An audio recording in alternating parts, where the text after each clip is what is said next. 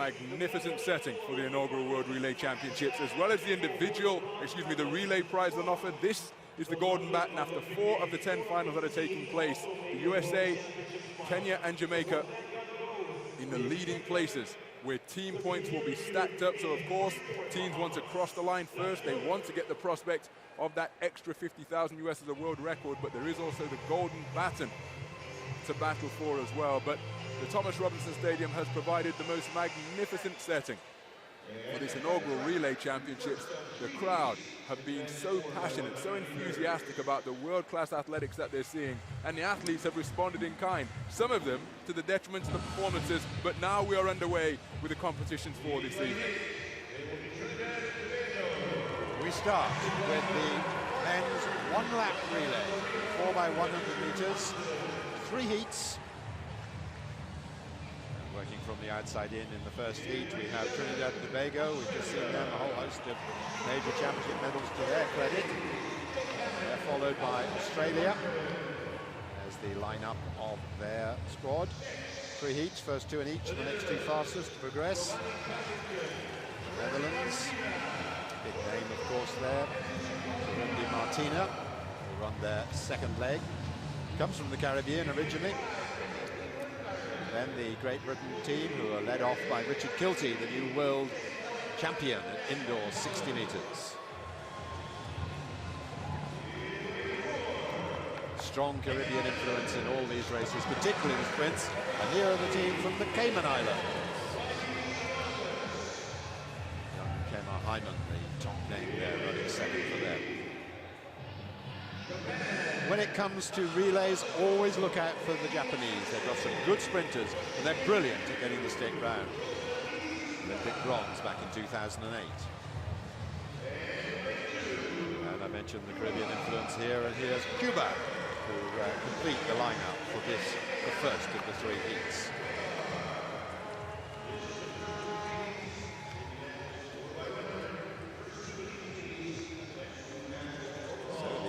Making their way around this blue new Mondo track to their respective stations. 100 meters each. Just 1-lap relay. Well, the great tradition in the event, of course, has been held for many, many years with the United States of America. But the Jamaicans have been all-powerful recently with 2 Olympic titles, 3 world titles in the last editions of those great meetings. Jamaicans don't have Usain Bolt, but they showed yesterday in the 4x200 meters that they could do without him. So the 1-lap race, this is the first round. First 2 from each of the 3 heats will progress to the final later today, together with the 2 next fastest teams on the times they record.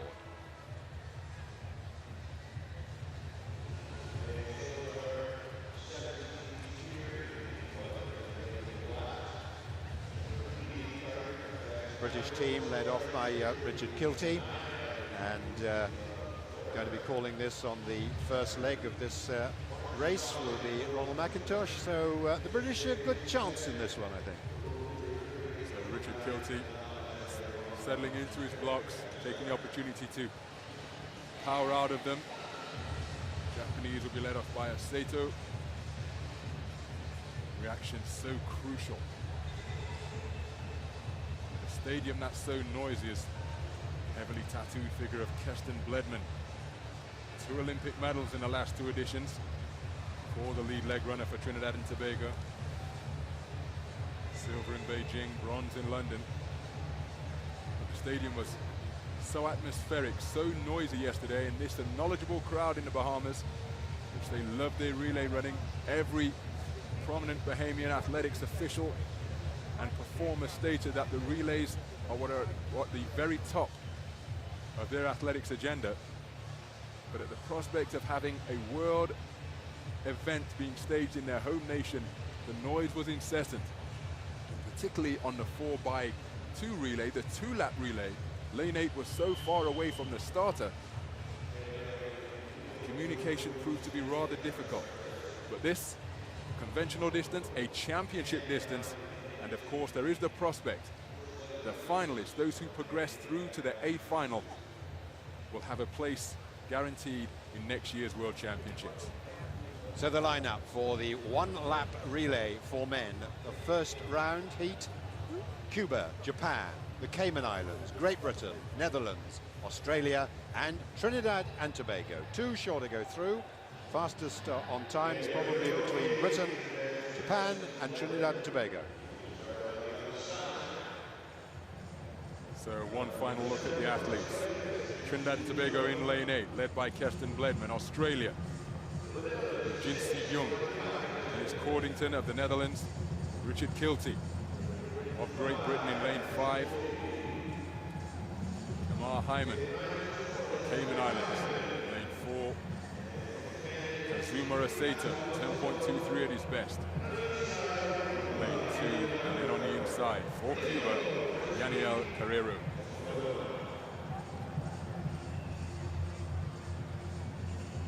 So 3 heats of the one-lap relay. First 2 to go through, plus the next 2 fastest. University of Florida set the world leading time of 38.29 in Texas in March of this year. By the time this evening is finished, that could well be put out of sight. On your mark. Athletes have been asked to stand up before then being reissued with the instruction to get on their marks. Everybody settling down at just about the same time. So the lineup from inside to out: Cuba, Japan, Cayman Islands, Great Britain, Netherlands, Australia, Trinidad and Tobago. First heat of the one-lap relay.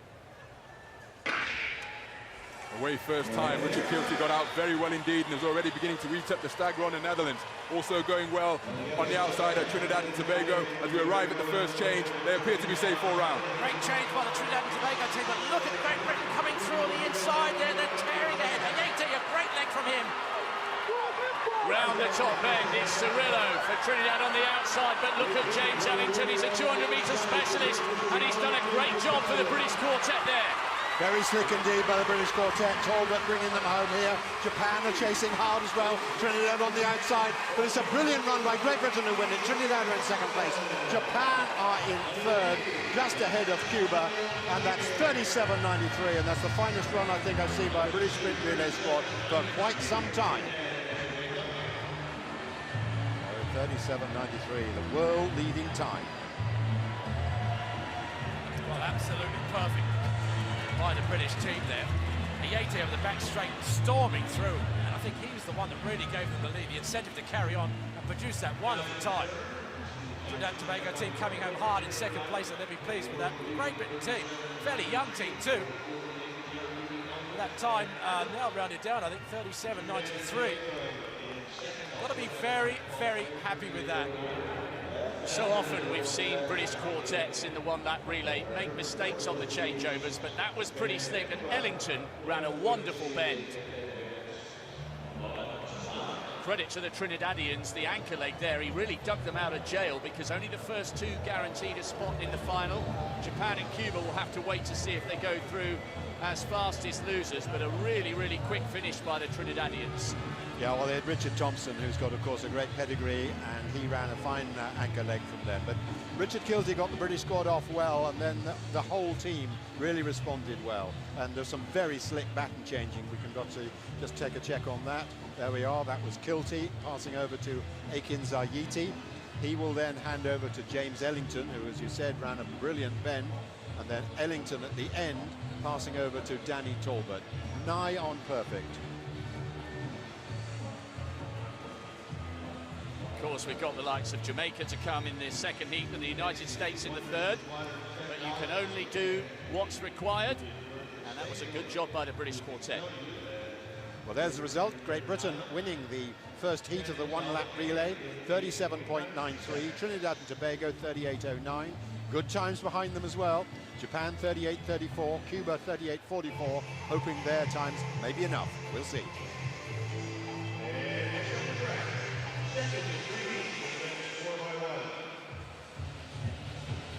Well, as is the tradition, and as we saw yesterday, it keeps on coming thick and fast here. We've got the second heat of the one-lap relay. The introduction start with the athletes on the outside. Starting off with the Chinese quartet, Chen, Zi, Yang and Mo. And listen to the reception for these four guys. Nesta Carter will go lead leg for the Jamaicans, 9.78 his best.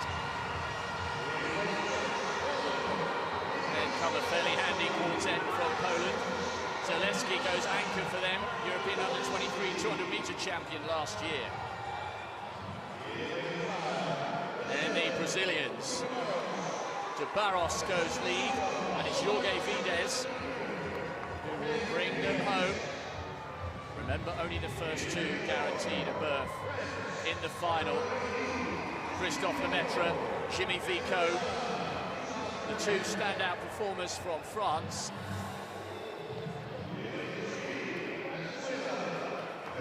Another team from South America, Diego Rivas goes anchor leg for them. They start second from the inside. And then some familiar names in the lineup from Barbados. Andrew Hines, multiple sprint title holder, and Raymond Gittins, 10.02 his best last year, World Championship semi-finalist. So Barbados will start closest to the inside of the track. In lane 2, Venezuela in 3, France 4, Brazil 5, Poland, Jamaica and China. Johan Blake being rested in this heat. And weren't they absolutely magnificent for that world record yesterday evening in the two-lap event. No Usain Bolt, but they proved yesterday they can do big things without their big man. So it's a question of just getting the job done here. First two to go through as of right, and the Jamaicans will be overwhelming favourites here to make this look easy and tee up what we hope will be a wonderful climax to the evening at around about 8:30 local time. Well, Nesta Carter just getting his blocks lined up. And this is a man that's got innumerable goals from relays. He's the man that would be a perfect start-off for that wonderful Jamaican team. But we're just panning in now to the very, very good French team. And I think they may be the ones to watch. They're running on the inside there. This is Bachot, the young French under-23 champion. And of course they've got Christophe Lebet running for them as well. So a very, very high quality French team. They're going in lane 4. Look through though, Barbados on the inside, obviously another very strong team. Shane Braithwaite leading on for them. Chinese way up there in lane 8. Shui Cheng leading them off. Best time of 10.40, so he may be lacking a little bit of the first 100-metre speed that he needs to get his team off to a start against this sort of calibre of field, but nevertheless, as we always say, it's a matter of just getting this back around as best you can. Anything can happen. There's the second leg runners putting their down. Victor of France. The white flag goes up to tell the referee and starter that everything is okay. That's over at the second changeover, the 200-metre mark.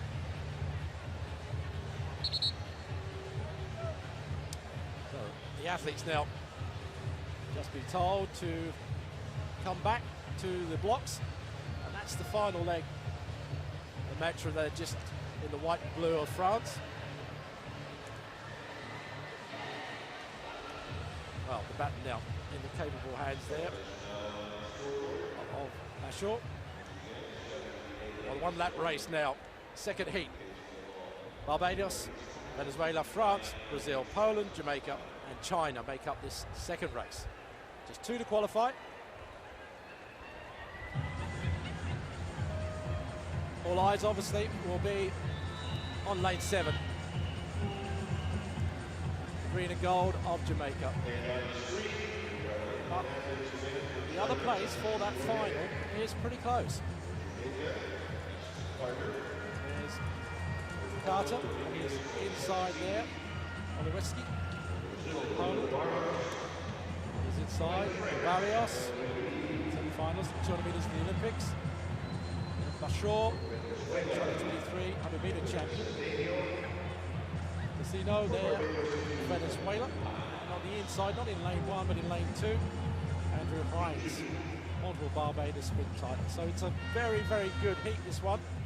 And apart from the Jamaicans, I think that second place may be open. But if the Jamaicans make a mistake, well, On your mark.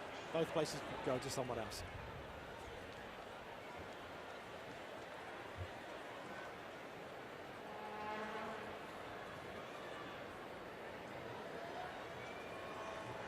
Settle down for the start. Barbados on the inside, Venezuela, France, Brazil, Poland, Jamaica and China. Second heat of 4x1.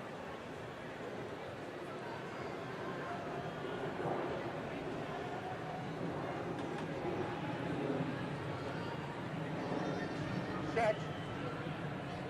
Stand up, please. Stand up. Well, we had a jet plane flying overhead at a really inopportune time because the athletes, particularly those out in lane 8 again, that would have been difficult Field, please. to Green hear the card. gun.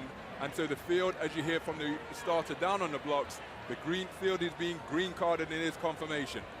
Well, it was interesting. I was just watching Remy, the Frenchman, and he didn't actually get up into the set position. He was the last one, as far as I could see, to get himself ready. There is Remy, clearly Monsieur La France. feeling the effects of that plane coming over the head. Well, I think he's being told actually by the starter to make sure he gets into that set position a bit quicker. He was a bit slow, as you said, Rob, but that may have been the problem for the starter. Anyway, they go down again for the second time. Chinese athlete on the outside there, Shui Chen, way out there in lane 8.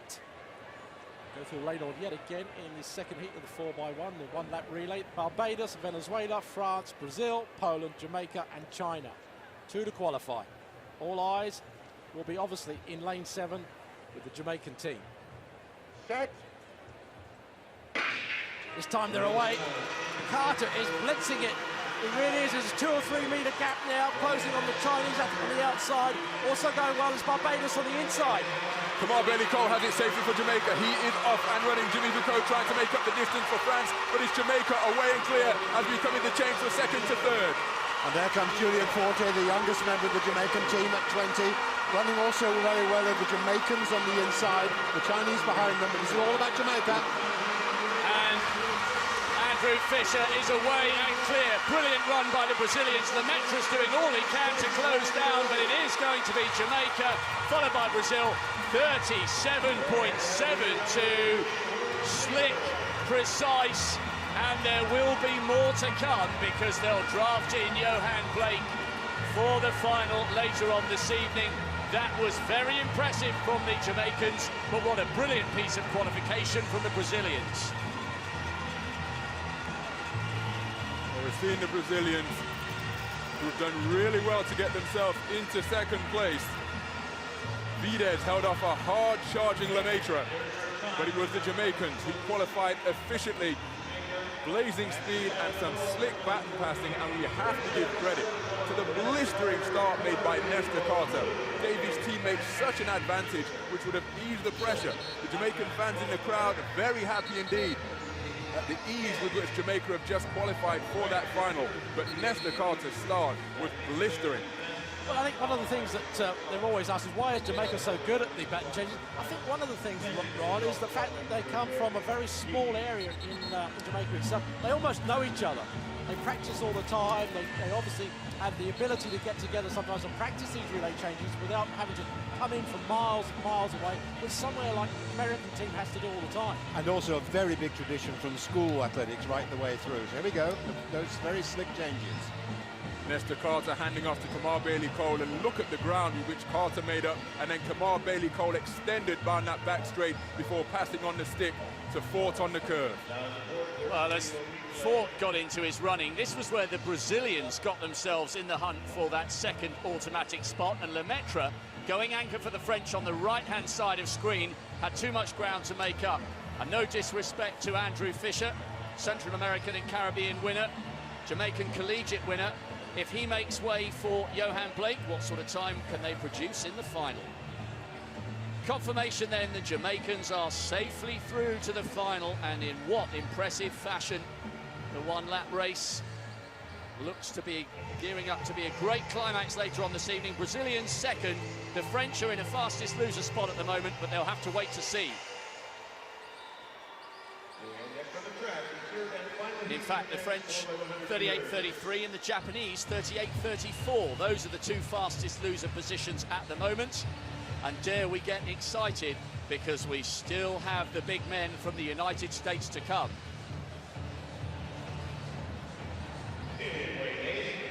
So, the third heat of the men's one-lap relay.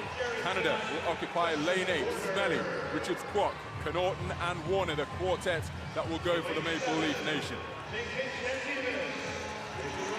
St. Kitts and Nevis, after a wonderful performance in the 4x2 yesterday, Rogers, Adams, Rowland and Lawrence.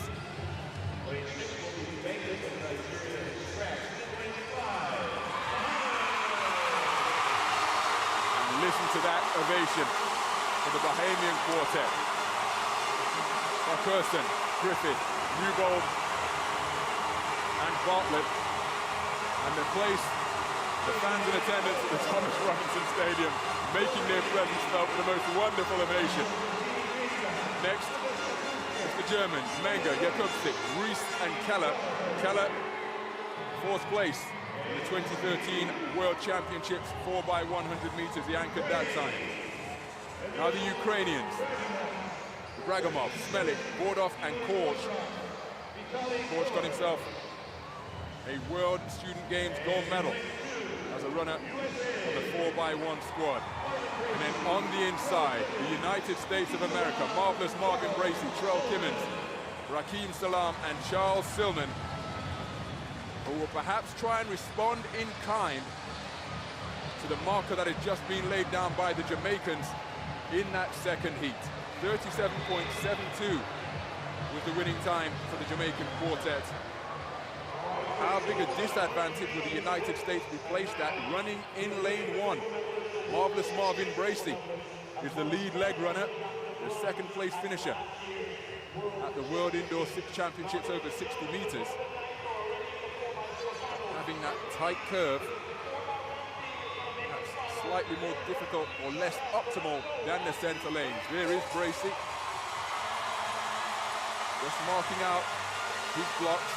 Lane 1 not being used, but the tightest of the lanes of those that are being occupied. Lane 2 for the United States of America.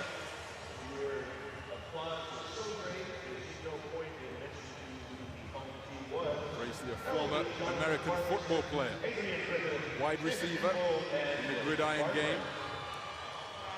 Speed, such an asset when you play that sport, but he's chosen to use that speed in track and field athletics. Big things expected from the man who attended Florida State University, the Seminoles, such a factory of American football talent. It's Gavin Smelly, 10.20 he's gone this season for a new personal best. World Championship bronze medalist in Moscow last year as part of their quartet.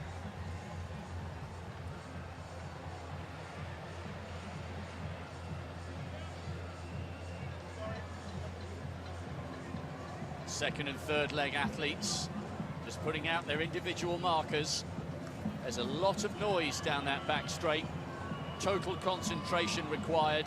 Only the first two are guaranteed to join the likes of the Jamaicans and the British quartet in what could well be a scintillating climax to our weekend of action here in the Bahamas.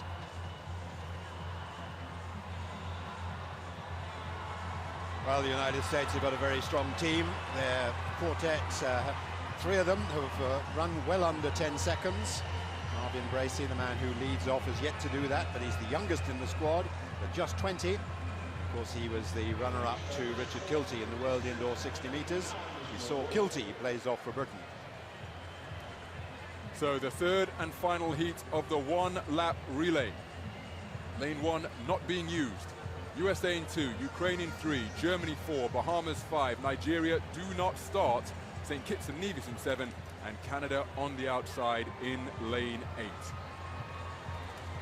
So we drift through from outside to in once more. Gavin Smelly looking to get a bullet start for the Canadian quartet. St. Kitts and Nevis is Jason Rogers on the lead leg. Bahamas. By Wilson, and the camera just lingers a little bit, and he milks the applause from the crowd. How much inspiration can he take from their presence? Menger's the lead man for Germany. And on the inside, Marvin Bracey for the USA. It's the final moments ahead of the call to the blocks in this third and final heat of the men's one-lap relay. So United States will be the clear favourites, going there on the inside in lane 2. It could be pretty close between the rest of the squads there. Germany, Bahamas, St. Kitts and Nevis and Canada. What a wonderful record St. Kitts and Nevis for one of the tiniest countries in the world have got in sprinting as well. And they had a good day yesterday. Marvin Bracey leading off the United States.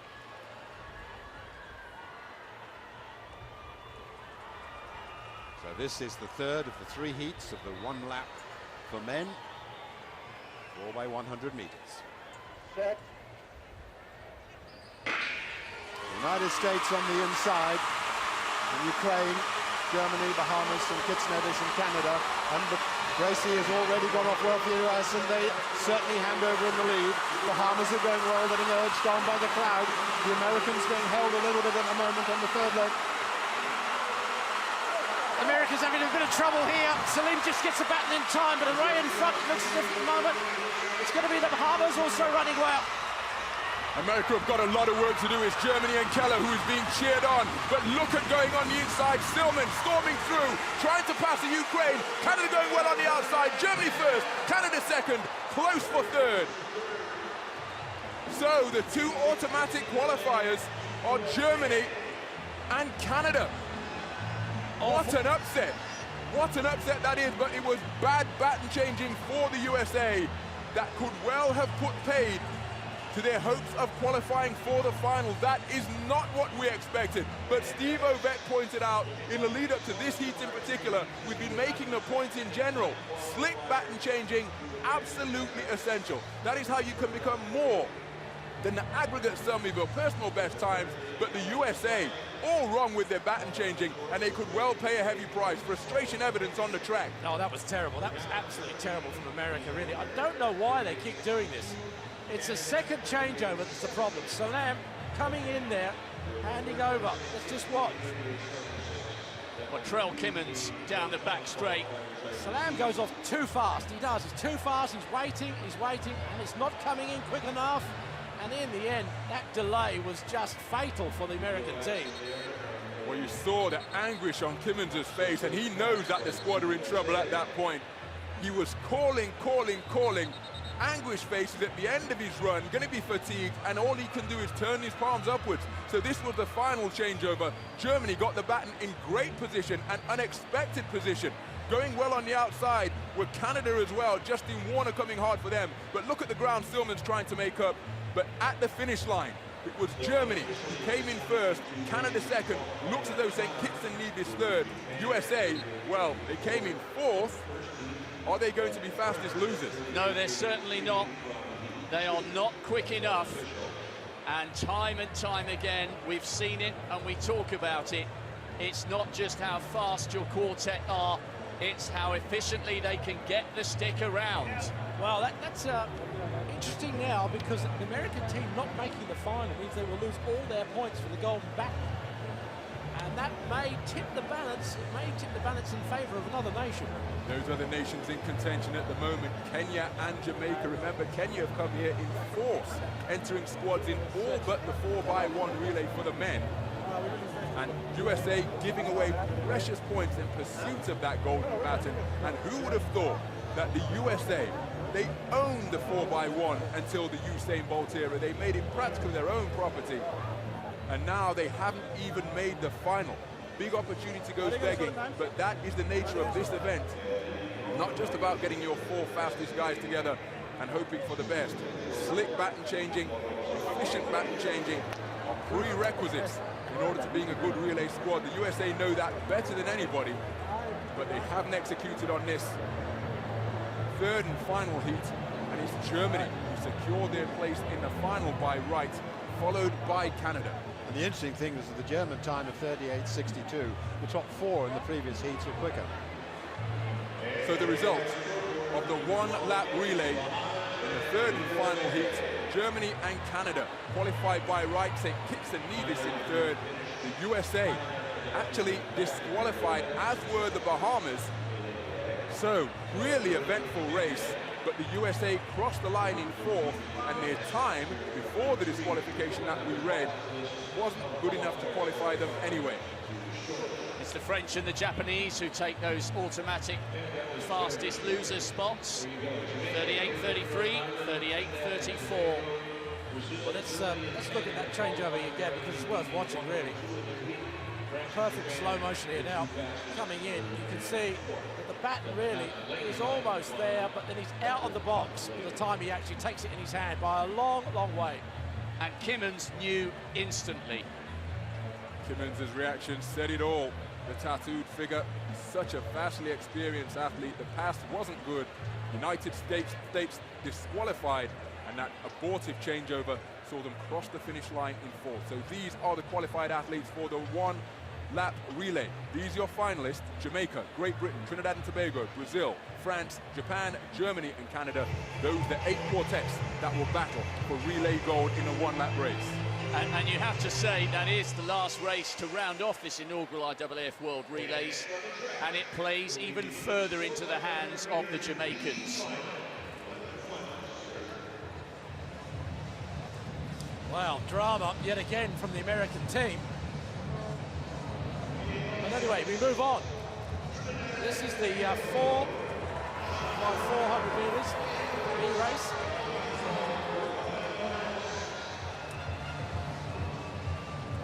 Coming up there, and the Bahamas, obviously the Bahamas unfortunately suffered badly in qualifying.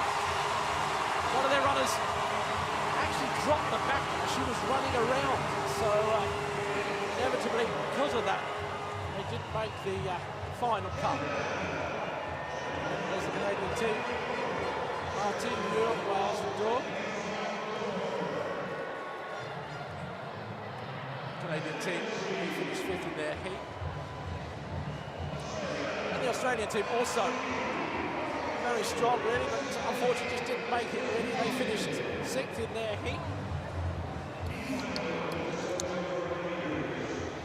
So even though this is the A final, this is a big race for these women. And you can bet your bottom dollar that the Bahamian quartet will be roared around this track. It was really disappointing for them yesterday, dropping the baton. They finished some 20 seconds adrift of the rest of the girls, but this is an opportunity for them to show what they could have done had they made the A final. That's exactly right, Rob. I think that if they get a good time here, they have some consolation in that, I think, so they're going to really try their best to go around this track as fast as they possibly can. They're still changing the blocks over from that 100 metres, which we previously saw. The drama goes on there. The crowd's still stunned, I think, for the fact that the Americans never made it through. But nevertheless, the Jamaican team will be very pleased indeed, I think. Well, and there's the not inconsiderable factor that the likes of Germany and Canada who've got through, obviously you would have expected those nations to feature in the one-lap relay come Beijing, but by virtue of the fact that they've made the final, they are guaranteed a place in the starting lineup at next year's World Championship. That is the carrot that dangles on the one-lap and four-lap relay. Yet another reason why so many nations have sent such good squads here for this event, which everyone hopes will become a regular on the annual athletics fixture list. Well, blocks are now in place, and the women are just about to get down to the first leg. There's some of the other leg runners just relaxing just before they take to the track. Christine Amatil there, what a brilliant servant she's been to Bahamian athletics over the years. It was Amatil who was the last leg runner in the opening heat yesterday. She stood there and had literally, as you've already pointed out, guys, literally had around a 30-second wait as the baton was dropped somewhere around the 200-meter start. But she was given the most rousing reception as she ran through the line after receiving the baton. She practically ran by herself, giving it all she had. Well, here's the 4-lap race. It's the B final, I'm afraid, but nevertheless, 4 countries taking part in this: Australia, Canada, the Bahamas, and on the outside, Trinidad and Tobago. Well, what can the Bahamian team do? As we've all pointed out, we'd like to see them run really well, because it was a massive mistake, really, yesterday, in front of their home crowd, too. So, taking you through the runners and riders from the inside, it's Annalisa Ruby, semi-finalist in the World Juniors over 400 in 2010. She starts in lane 3 for the Australians. Then Jenna Martin of Canada, Ines Clark and Shauna Firmin. And listen to the reception for the Bahamians. There's Martin, Olympic semi-finalist 2 years ago in London. And then Ruby, second in the Australian National Championships, which have already happened this year, of course. Their summer and their winter being the other way round. There's Martin. Clark in 5. And Firmin, Central American and Caribbean relay gold medalist for Trinidad and Tobago, on the outside in 6, as you look there at the Canadian. On your mark. Australia in 3, Canada 4, Bahamas 5, Trinidad 6. This, the B final for the women's 4-lap race. A little bit of a breeze fluttering around the Thomas A. Robinson, and a whiff of expectation from the Bahamians in the crowd. An opportunity to salvage some pride here.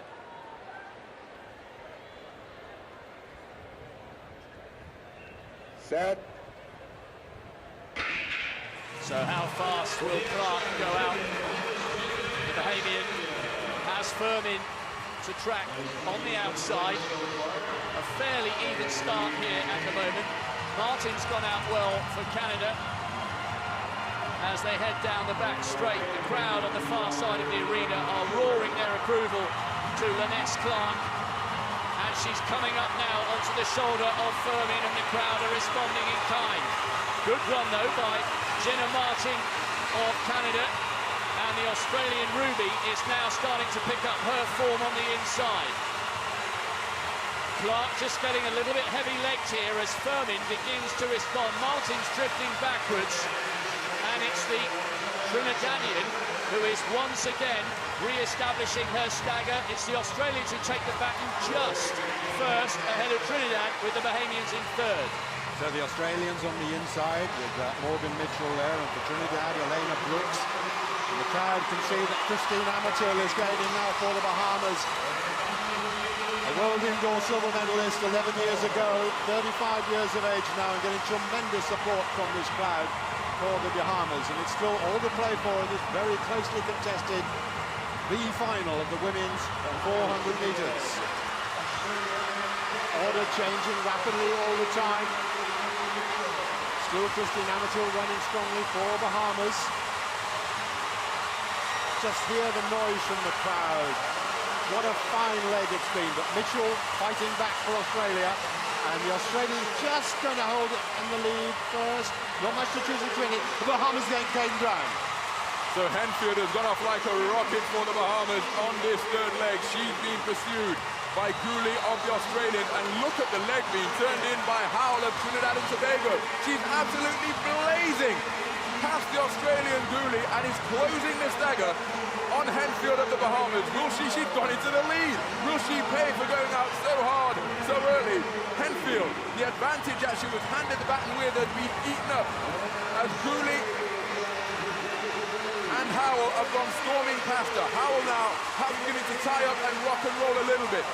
Henfield is boxed in on the inside. Julie looking very strong indeed. The Australian under-23 400-meter champion 2009. Silver medalist in the 400 hurdles last year. And she is using that hurdle strength to give Australia a commanding lead on this 4th leg. Last leg now, and Perkin of Australia has got a 10-metre gap. And she's working hard, but they're closing her down. Just on their inside there, Dora of Canada is maybe gaining every stride and coming hard as you'd expect. Byfield now of the Bahamas, and the crowd down the back straight realise it, and they're on their feet. Australia, though, still in the lead, just behind Canada, shadowing all the way, and the Bahamas are closing. These three are clear. Australia is working hard. Perkin is pushing her leg. She's a tall woman, but round the outside now, it's Modeste of the Bahamas. Can she do it? The Australian is still working hard, but Modeste is closing. She's passing the Canadian. She's still trying to close, but I think it's going to be Australia that takes it. Australia gets one. The Bahamas a great run from them in second place, and in the end, Canada gets third. Well, you might call that a B final, but there was nothing second-rate about the effort or the energy generated by the crowd. A fantastic race to watch, and the Bahamians came oh so close, but two fabulous legs by Morgan Mitchell heading out second for the Australians, and Jessica Gooley on the third leg was absolutely superb, and that was the advantage the Australians needed to hang on and beat the Bahamians. The speed and strength that Jessica Gooley demonstrated was absolutely remarkable. She put the hammer down from the back straight, and she maintained it all the way down the home straight to give Australia around a 10-metre gap going into that fourth and final leg. But all credit really also to their last leg runner, Izzy Perkin there. Silver medals at the Australian Championship for about 4 or 5 times. She really did hold her form all the way. Big challenge coming from behind. It's difficult to do that. But it's great to see the Australian team coming away with something here. They've got a big team over, the Australians. And here's the last half lap here, really. You can see the Australian Perkin working really hard. She's a long striding woman. And at this point in time, we thought that Modeste was going to come past all of them. Well, the Bahamian was working hard. She's pushing hard as best she can. She's coming past door of Canada.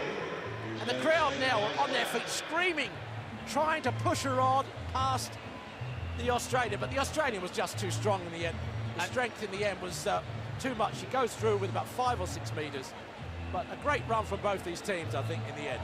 I think the advantage the Australian had at the start of that leg made the difference, because Byfield worked so hard to close the gap, but just ran out of juice at the crucial time. But a great race to watch, and what a way to warm up for the A final. Well, there's the final of the 4-lap race. Great performance from the Australian team, 3:31.01. The season's best from Bahama and the Canadian teams in second and third there.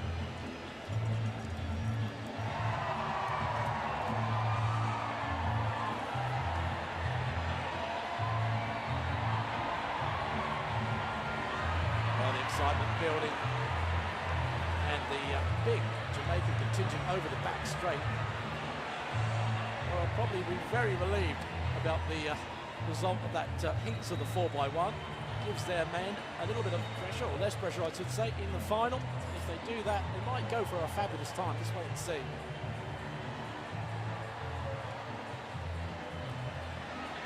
Okay, conditions at the track in terms of temperature are ideal, but there's still a little bit of wind here.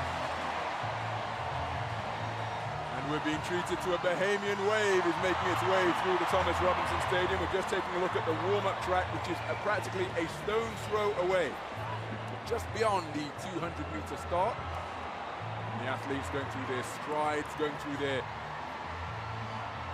powering out of the blocks as well. The Kenyans talking about that 4x8 they have coming up later on. Can they emulate what was done in the 15-lap relay yesterday? And the Kenyans can't be ruled out of the golden baton, because they're 2 wins out of 2. If they go 4 out of 4, bearing in mind the Americans are not going to be lining up in the final of the 1-lap relay at the climax of the evening, could we see an African nation out in front in this inaugural World Relays? Saw smiles among the French, but that baton passing absolutely crucial. We've seen the US, to their cost, untidy baton changes out of the box. And as a result, they haven't booked their place, what was expected to be something of a formality, in the 1-lap final for men. But they should have a banker in the very next race, which will be our first A final of the day. Well, what a day it was yesterday, certainly. We had 2 world records. The 4x200 meters, a Jamaican team anchored by the beast, Johan Blake. There he is. Just took a little bit off the world record there. No bolt, but plenty of action by these brilliant young Jamaicans. And, well, that was a stunning crash in the 4x1500 meters for women, but that was well back off the main action, which was the Kenyans, smashing the world record by some half a minute. And Helen Obiri, who went off far too fast, held on brilliantly. Chirono, Kipyegon, Jalagat and Obiri, that was the order for this new world record for Kenya yesterday.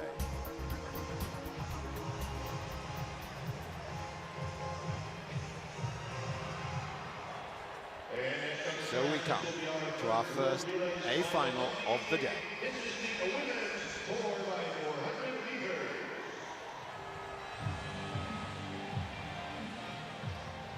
So we'll introduce the runners from the outside. Here's the British team, very consistent in recent World and Olympic Championships. Bronze medalists in the world last year. Child, Cox, Ahuribu, the world champion, and Adoe. Next to them would be Italy. Well, they made the world final last year, but they were disqualified. They'll be hoping for more. The ex-Cuban Renault will anchor their team, now the Italian record holder.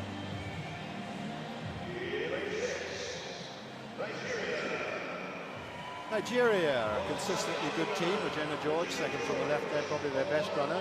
6th, 7th and 6th in the last 3 World Championships.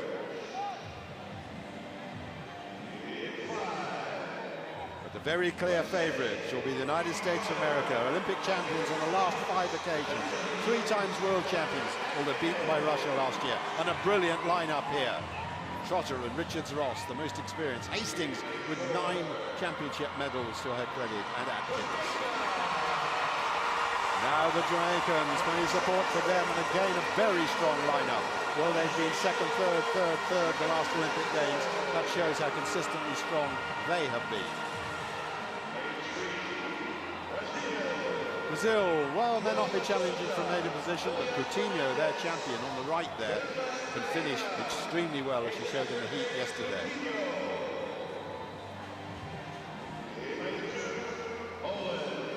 We reach lane 2 now with Poland, the youngster Wyszkiewicz, who's the European junior champion, and Svieti, who impressed in the world indoors in Sopot this year.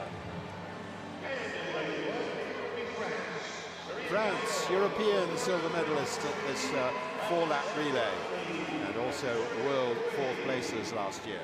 Another good, consistent team. So the women just making their way down the track for this 4-lap relay. World record not really in sight, I think, here. The USSR ran 3:15.17 way back in Seoul in a great race against the United States. But since those days, the United States have been very much the dominant force. And of course, they've got 2 very, very experienced, great all-time runners to start them off with Dee Dee Trotter and Sanya Richards-Ross. They were the fastest in the heats yesterday. They ran 3:23.84. Let's have a look back on the heats, in fact. This is George of Nigeria. This was the first heat, and the Nigerians won it quite comfortably, but it wasn't as quick, in fact, as the second heat. There's the talented American group. Well, they had a fine team out yesterday, but actually they've strengthened it for the final. They brought in Hargrove and Atkins to strengthen their squad. There was Jessica Beard anchoring the Americans just ahead of the Jamaicans.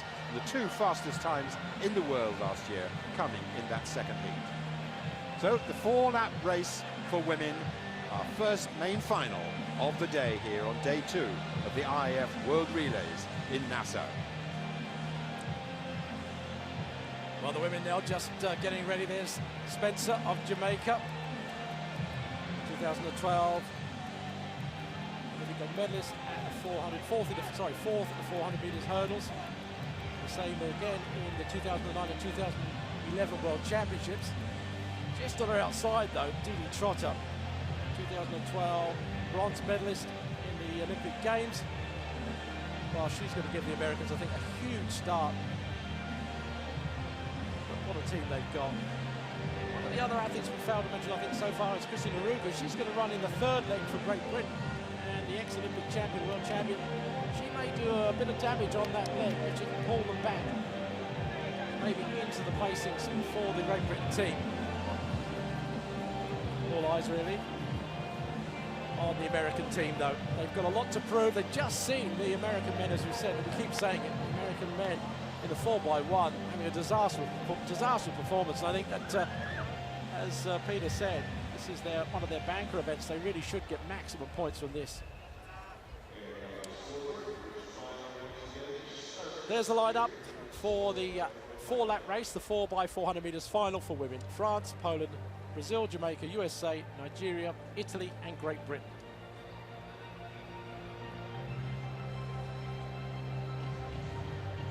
The big three go in the middle lanes, really. Jamaica in 4, United States 5, Nigeria in 6. Leroy just watching her teammate blocks. They're relaxed, some of these women. They're obviously just enjoying themselves. We'll go from the outside. The Elliot Child of Great Britain, 2013 European indoor silver. Then just on her outside, Mazzoni, semi-finalist, the World Championships 2013. Nigeria, Wigan, 3 times the Nigerian champion, and Didi Trotter. Wow, big lead-off leg for the Americans. Just on the inside, can Kelly Spencer give her a bit of a challenge? For Brazil, Jalmela Souza, the South American champion in this event. Pull up of Poland. Polish silver medals, both indoors and outdoors. And then on the inside, Gaillot of France, European silver medalist at the 4x4 relay team. So, the first of the finals this evening, second day in these wonderful championships here in Nassau. Conditions in terms of the temperature, perfect. Slightly on the back straight.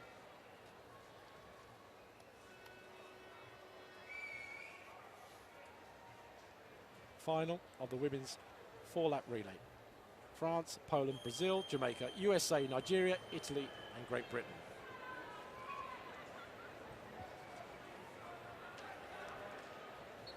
Stand up, stand up. Well, again, I think noise may be a little bit of a problem here. The crowd are really excited. Green card. Green card's coming out. There's not a real problem. Didi Trotter, I think, just relaxing a little bit. Lane 8, can you hear me? Again, lane 8 Thank causing you. a problem. There it is. Elliot Child right out there. The noise is, I think, a little bit of a problem right out there because they're close to a lot of On your athletes. mark. Sometimes the crowd do not settle just before the start. So, down for the second time of asking in the 4-lap relay final for women. It's France, Poland, Brazil, Jamaica, USA, Nigeria, and Italy.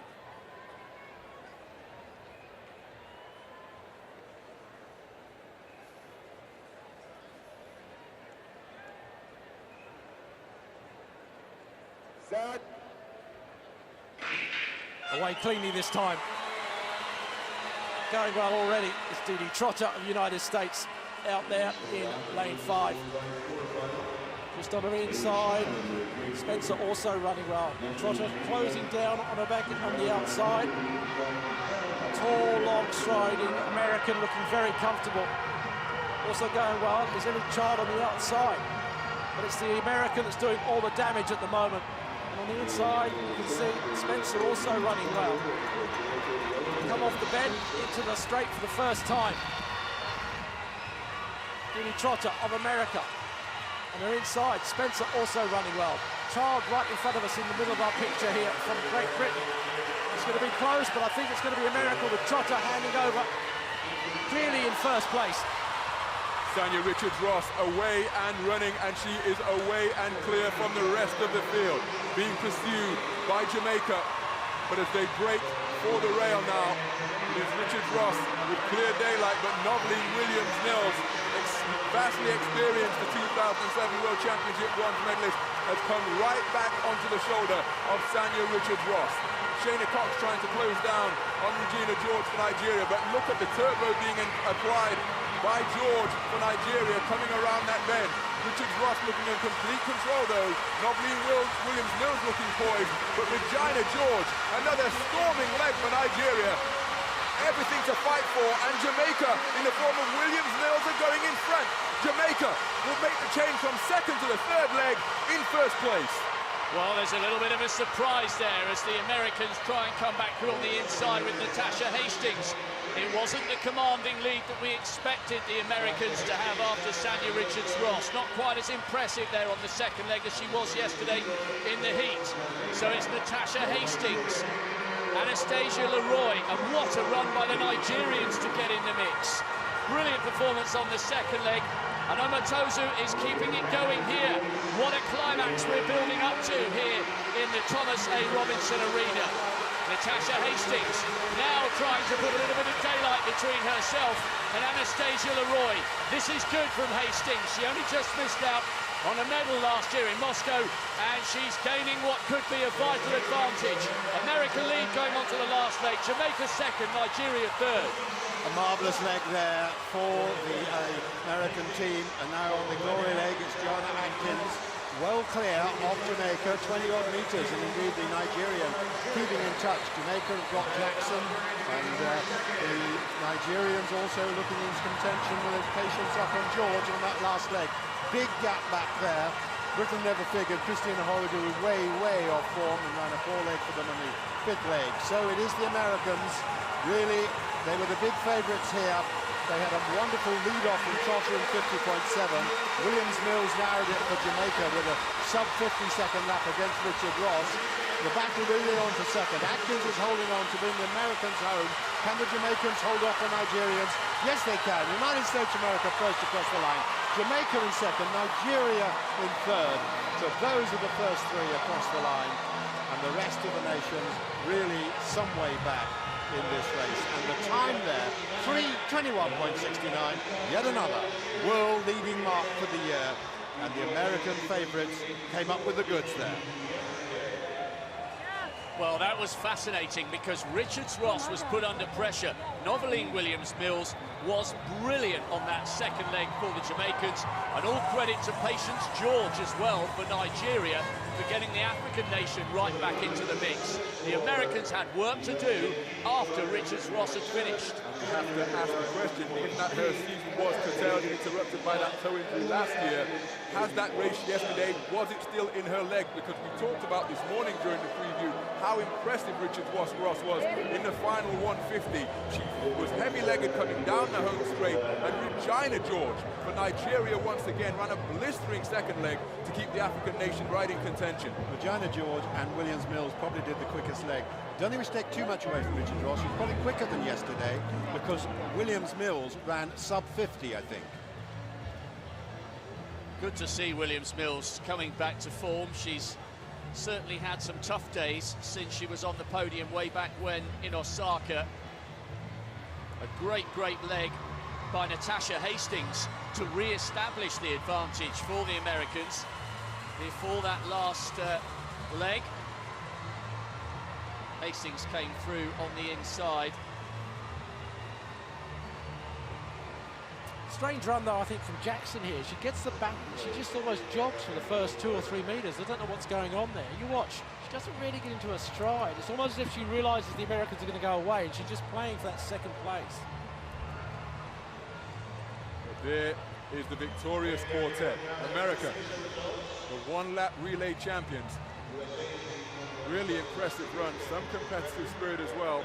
They are draped in the Star-Spangled Banner. You said that Jackson went off slowly. She finished in a similar fashion as well and was almost picked on the line by Nigeria. So that's not the most emphatic or impressive of runs from Shericka Jackson. I've just been given the unofficial splits for the US team that Mark Buckler's kept. 50.5 on the opener for Trotter. That's brilliant, obviously, from a start. 50.3 for Richards-Ross. So that's a really good time. 50.1 for Hastings and 50.8 for Atkins. The saddest one of all, though, Christian Horrigu for Britain. I don't think they should have put her in the team. She ran 53.2. Clearly not in the form that took her to that magnificent second world title last year with that incredible dip on the line against a Mantle Moncho, the Botswanan. So not to be for the British quartet here, but a really fascinating race that, and perhaps it just underlines the strength and depth in the individual one-lap running that Richards-Ross, the mercurial talent that she is, wasn't able to pull away, and it was a real team effort. So the result of the 4-lap race for women. The United States of America winning in 3:21.73, the fastest time of the year. Jamaica, 3:23.26. Nigeria, 3:23.41. Then the gap back to France, pretty isolated fourth. Then Poland, Italy and Britain.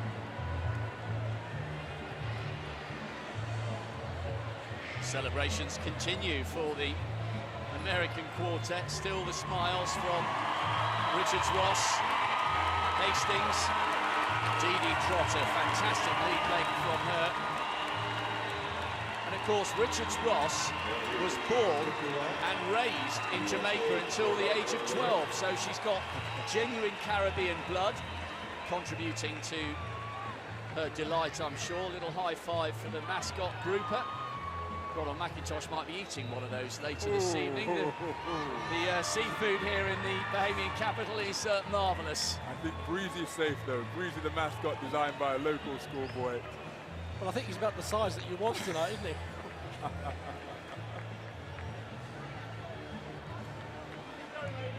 Well, if you're a fan of the middle distance, don't worry. We've got two cracking longer races for you coming up. The men's 15-lap relay and the women's 8-lap to come as well. You see confirmation that the 4-lap award ceremony for the relay we've just seen is coming up. That, again, a real feature where the action continues to flow in these World Relay Championships. The athletes who have just thrilled the crowd will receive their awards and stand atop the podium. Really is an exciting innovation in track and field athletics. The crowd still in the moment from what they have just witnessed, and then the athletes get to revel in that energy that the crowd are producing.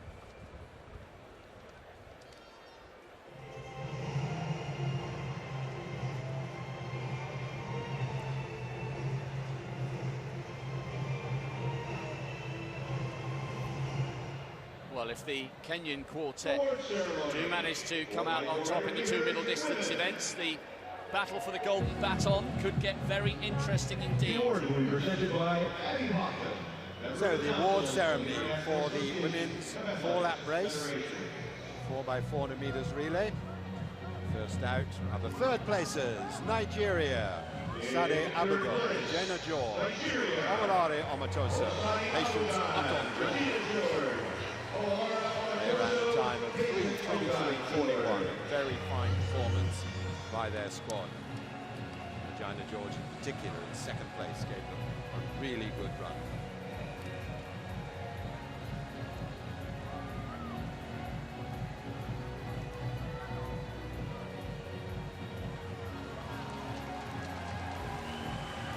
In second place, Jamaica. And in second place were Jamaica, 3:23.26. Their team of Kelly Spencer, then Lee Williams-Mills, the former world medalist who really showed top-class form here today. And then the youngsters Anastasia Leroy and Sharika Jackson.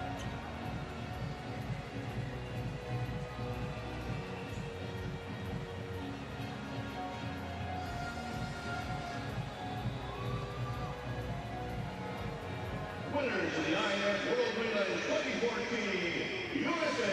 And the World Relays 4-lap champions for women of the United States of America. Led off by Dee Trotter to Sanya Richards-Ross, to Natasha Hastings, to Joanna Atkins. And all four ran really, really well with 50-point legs for all of them. And they ran the world-leading time of 3:21.73 for the inaugural leading record here for the women's 4-lap final.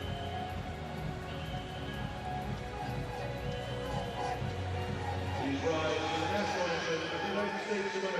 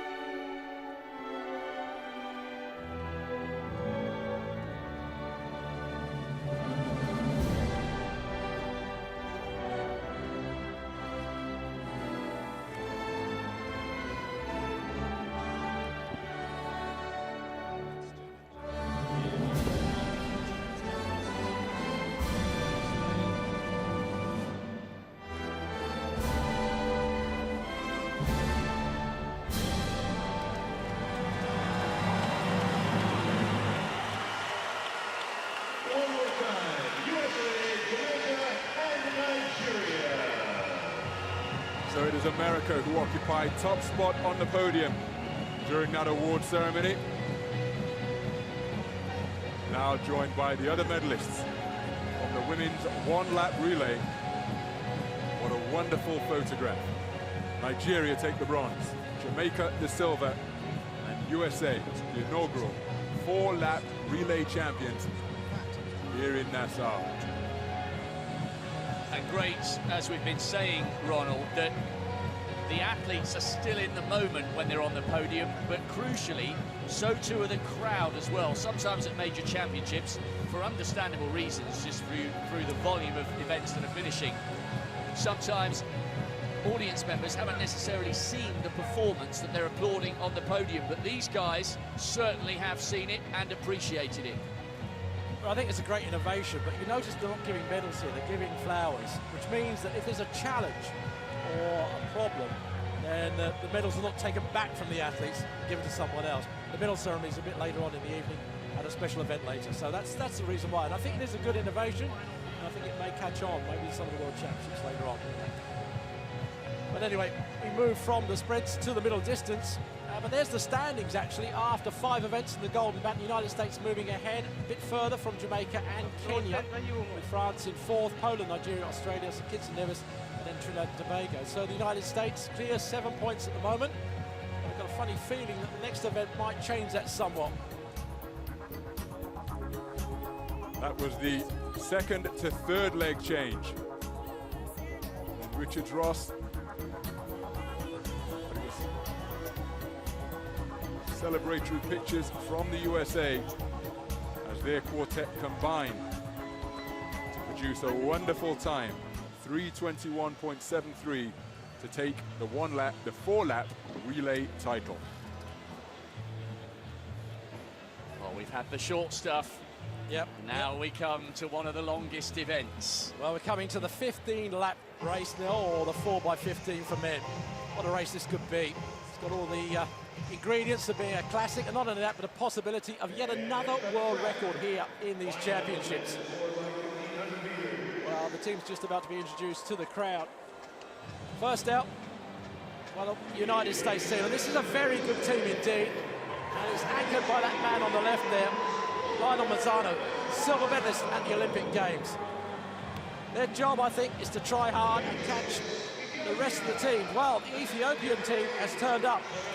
We never thought they were going to make it, but they're here. Yabimedim, Fida, Alayu, and Walton. Well, this is a very strong team. Just behind them, the Spanish team. Mikel, Rodriguez, Alonso, Amiedo. Well, most of these athletes have run about 3:35, 3:36. They might find themselves, without being rude to them, a little bit wanting in terms of speed here. And the Polish team coming out also. This is a very strong team. They actually, 3 of these men actually won the silver medal in the 4-lap relay. Sorry, in 4x800 meters, the 8-lap relay. And obviously the man to watch shot and came through past the American Solomon to secure that silver medal for them. But then behind them, this is the Megas team, really. The Kenyan team, all of these men capable of running very close to 3:30. And that man on the left there, Asbel Kiprop, is a real serious talent in this event. Those long legs to carry him through sub 3:30 if he wants to. They are capable, again, of breaking this world record. It's just if they want to. Making up the team. The Australians, again, bring a big contingent here, the Australians. And this is a very young team, but I think they may do very well. I'm looking forward to seeing how Collis Birmingham goes on the anchor leg there. He's had a fantastic season so far. Qatar, the last team to come out of the warm-up area there. Gurney, Mohammed, Shihag and Kamel. Well, Kamel, obviously another one to watch if it's a slow race and a fast finisher, very fast finisher. Well, we saw yesterday the women, the Kenyan women, dominate the event. Are the men going to do the same? The world record already held by that team from a run in Brussels, some 2009, the event. Golden League there, and they ran 14 to 36.23. That team was Biwa, Kathimba, Rono, and Choki. They've got a run here under 3:29. By my reckoning, that's a 58-second lapse. So we've got to average 3:29. As I said, although the flame is seems to be in the middle of the arena, I think the big fireworks will be on the track here. Chemboy leading them off. 2011 African Games champion.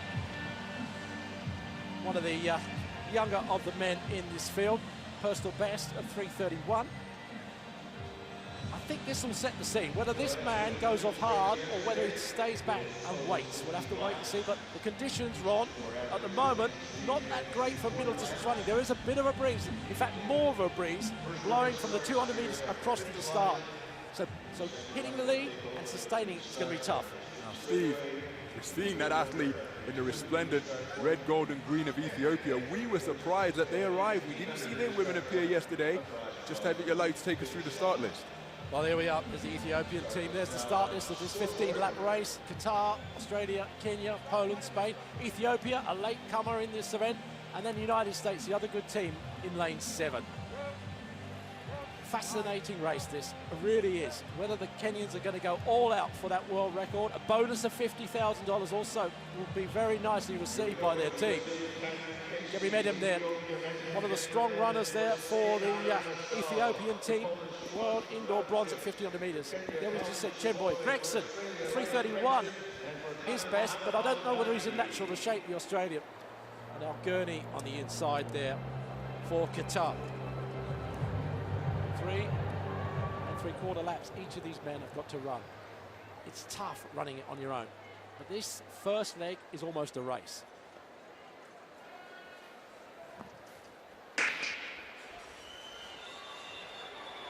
Well, they're off, and at the moment it looks as if it's a bit of a scrabble for who goes in front.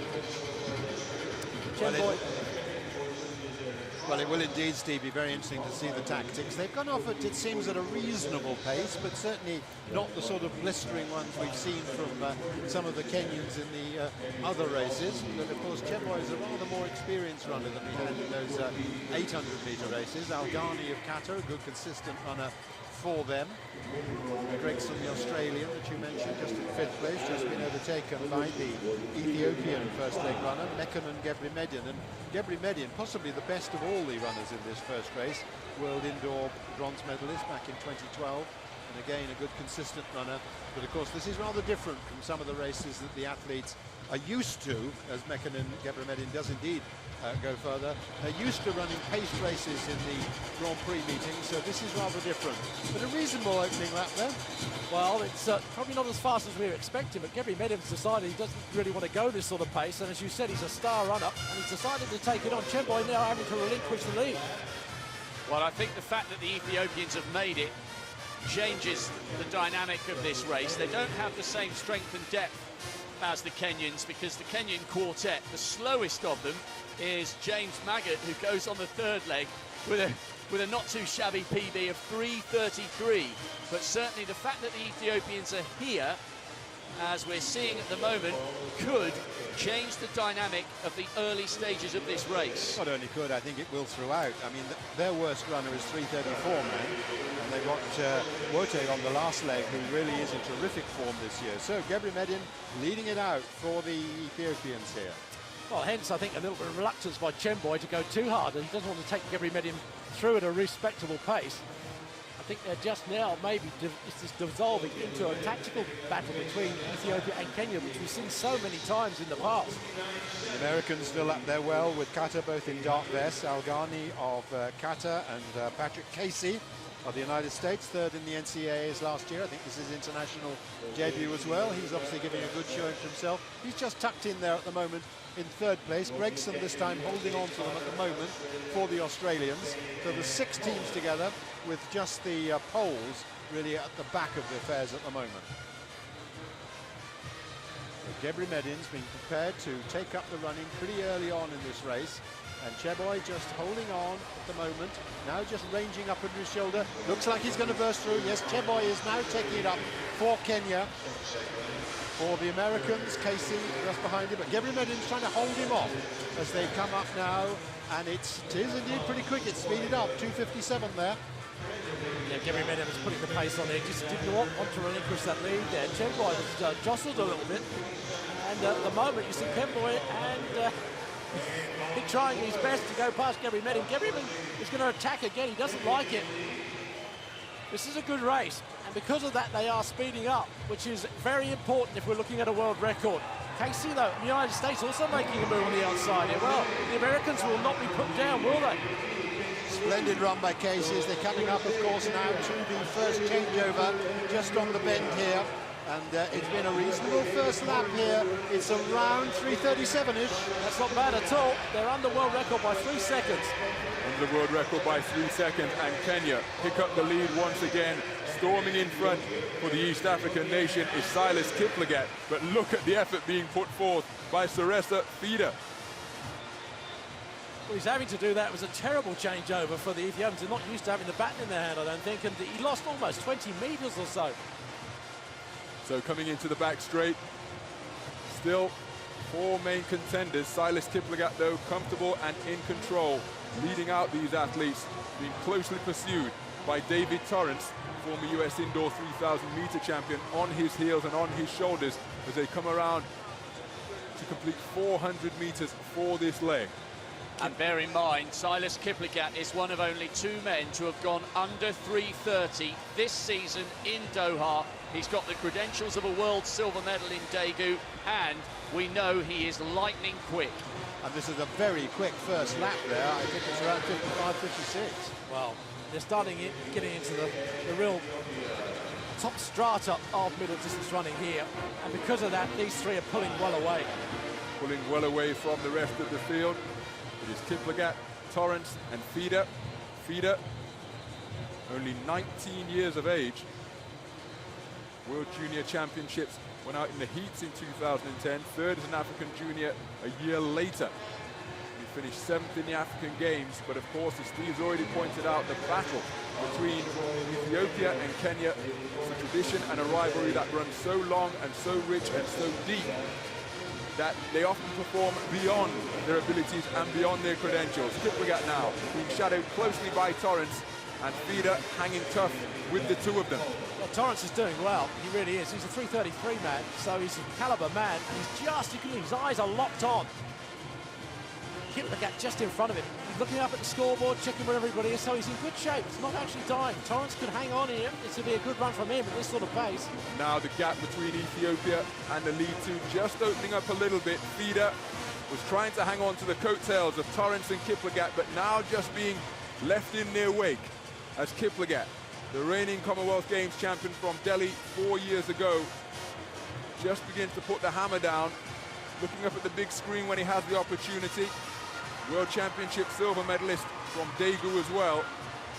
But Torrance with him, stride for stride, really impressive running from the former US indoor champion at 3,000 meters.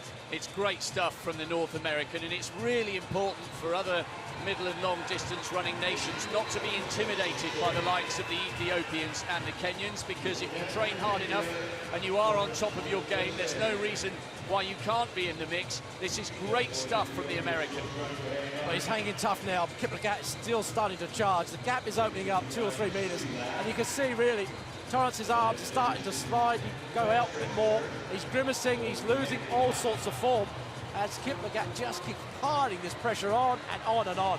Well, all of a sudden it looks as though David Torrance is running in treacle. His form has absolutely deserted him as we come up to the change. From the 2nd athlete to the 3rd, Torrance fighting for all he's worth, but Kiplagat away and clear. Ethiopia with an awful lot to do. And it's James Maggott heading out onto the 3rd leg for the Kenyans. They are on world record pace. Well inside, 7:10.19 at 3,000 meters, well inside. Fantastic effort from the American Torrance to hang on. But it's Will Lear on the 3rd leg for them. He did make the final of the world indoors in Sopot. He's got a short stride for a big man, Will Lear. He's in 2nd place, and it's Alameu, 4th in the world youth a few years ago, who's going to try and track him down and close in on 2nd place. But that camera angle there gives you an indication as to how far in front James Maggott is. And No disrespect to the Commonwealth silver medalist and the former World Junior silver medalist. He is, if you can call him a weakling, he is the slowest of the four, and we do have that enigma, that huge talent of Asbel Kiprop to anchor the Kenyans home. Good performance so far from Will Lear. Alameyu looks quite calm and composed at the moment. It's Collis Birmingham on third leg for the Australians, and what a great renaissance he's had in the last few years. Brilliant 8th place in the World Cross, but he's well isolated in 4th place. Can Maggott keep it going? And are they edging closer and closer, the Kenyans, to another middle distance world record? Well, sorry, Peter, go on. Well, let me just give you the first two splits. Cheboy 3:38.5, Kiplagat 3:32.4. Whoa, that was the damage, wasn't it? Yeah. Maggott now just has to hang on. He may not be the best in their team, but he's just got to keep this rhythm going at a respectable pace. Hand it over to Asbel Kiprop. Now this is what I want to see. I want to see what Asbel Kiprop can do if he's going to run hard on his own. Normally he languishes at the back and languishes around there, trying to maybe just do as little as possible in most races, and then he comes through with that massive stride. If he has to run hard, which you might think he has to do here, because he doesn't really know perhaps what the time is or what the splits have been going on, he might produce something quite sensational on this last leg. It's going to be interesting to see how Kiplagat, how he chooses to approach it. Asbel Kiprop, remember he set that blistering 3:27 in Monaco last year where he dragged Mo Farah around to a British record. How will he approach the 4th and final leg with a world record in the offing? Maggott just needs to dig in and hang on here. Really good performance from Will Lear, because the Kenyan isn't really taking any extra ground out of him. Just to give a check on how Maggott's doing. His last two laps, 57.9 and 59.1. So he's slowing slightly, but that doesn't really mean much really, because when you're going to hand it over to likes of Asbel Kiprop, whatever lesser pace this man is performing, Kiprop will make it up. Well, it would be sensational for the Kenyans. Their women produced a world record in this 15-lap event yesterday, and they will go as favourites in the 8-lap event, which immediately follows this. But Maggott will be feeling it now. He is not too far away from handing over the athletes at the traditional start of the 1500 metres, preparing to take over. And good work from Collis Birmingham to close down on Alameyu. Well, we said he had a really good season, and it's continuing here. Well, he's moving up into 3rd place, the Australian. Good run from him. I think, kind of feeling the Ethiopians may have turned up a little bit too late for these championships. They look a bit jaded. But here we go. Asbel Kiprop gets it in his hand. Just look at the style of this man. Those legs now are starting to stretch out. I haven't seen this before. I don't think the world has seen this before. Here Collis Birmingham handing over now to his teammate. Well, let's just see the first lap of what Asbel can try and do. If the crowd get him excited, we could see something very special indeed. He knows, I think, he's going to break the world record, because he's almost capable of making any deficit up that he has to for that particular record. Beautiful run-up, beautifully smooth. He doesn't even look as if he's running fast, but believe you me, he really is. And Steve, just to give you a check on what his job is, he's certainly well inside schedule, you said. Maggott did his job pretty well, 3:39 lap there. Well, chasing behind is Lionel Mazzano, the Olympic silver medalist. There's Williams of Australia, who's studying in America at the moment. He's in, 3rd place at the moment, but being shadowed by the Ethiopian. But those long legs are now stretching out down the back straight, eating up the ground. 55 seconds his first lap. He doesn't even look as if he's running that fast. That's the worry with Kiprop. But I think we could safely say this world record is definitely going to go, but just how much he wants to stride out. He's irresistible to watch, Steve. And the question I've got for you, his legs are so thin. He's run 3:27, as Ronald McIntosh has just said. Where does the power come from? Because his legs are tiny. It is. There's Mazzano. He's got a hard task, hasn't he, trying to catch this man, but he is a caliber athlete. But you can see now Asbel stretching out even more. I saw him after the Olympics. He didn't run there. He was terribly disappointed not to be able to defend his gold medal. He was injured, and I think to him that was a big deficit. But I think he's coming back in the sort of form that could really make this world sit up and watch what a true talent he is. Or being treated To the elegant style and grace of Asbel Kiprop, fairly gliding around this brand new Mondo surface. It's almost too relaxing, isn't it? He's almost looking around here, enjoying it as much as we are, really. But there you go. He looks totally effortless. When he looks up into that big screen, it's like he's out for a 10-mile Sunday stroll. Well, looking at this now, we just see Lozano coming into the picture at the top. He's actually stretching away from the Olympic silver medalist. He's making it look easy.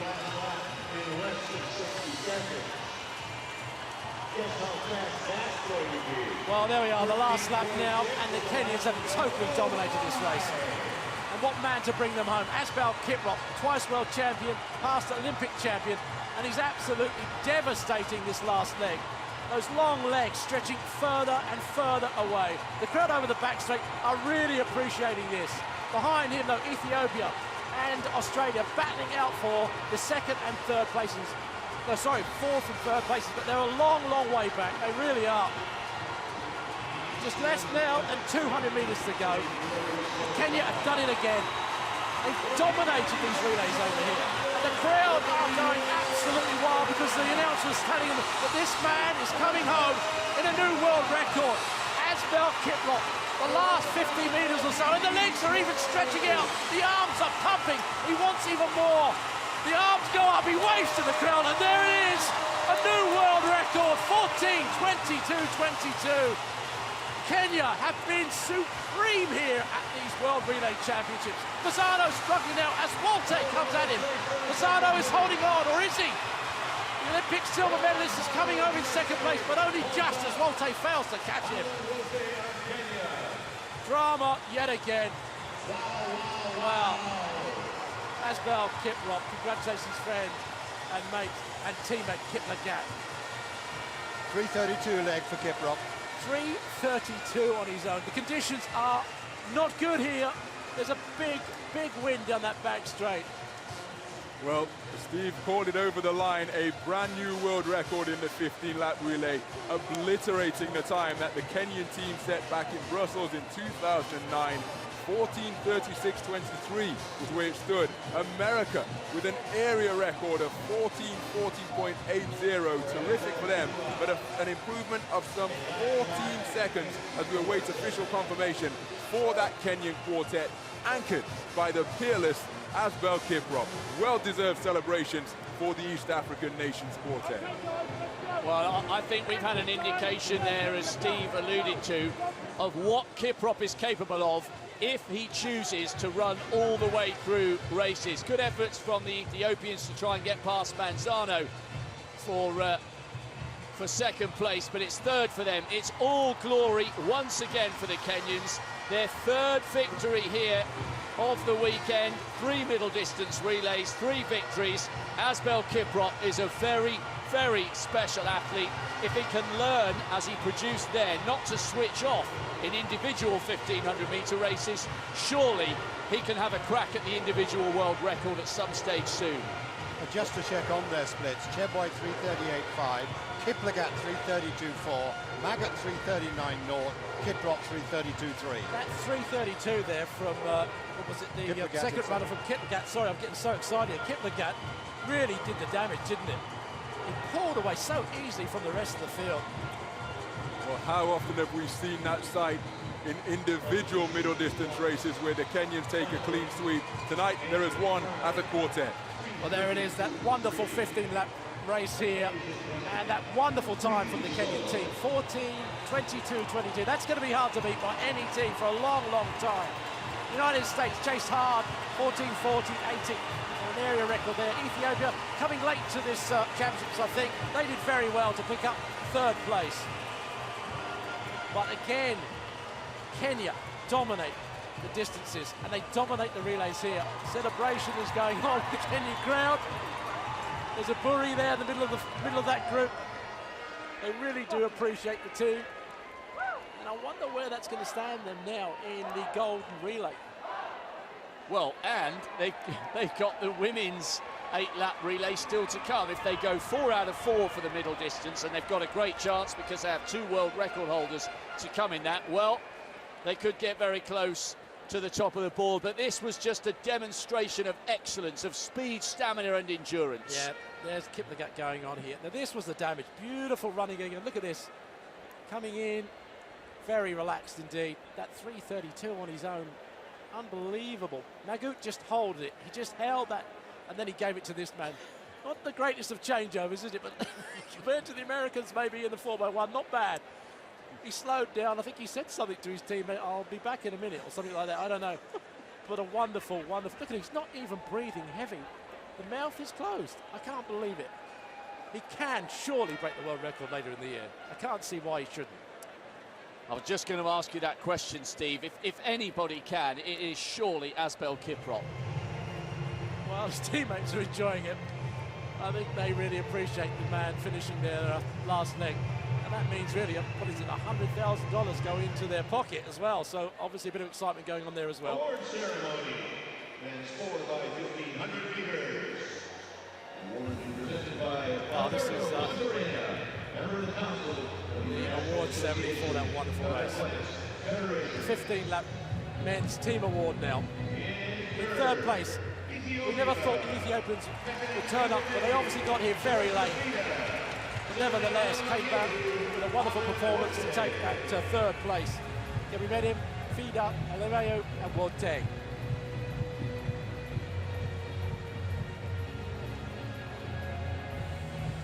It's a shame we never saw maybe the other women maybe of the Ethiopian nation taking part here.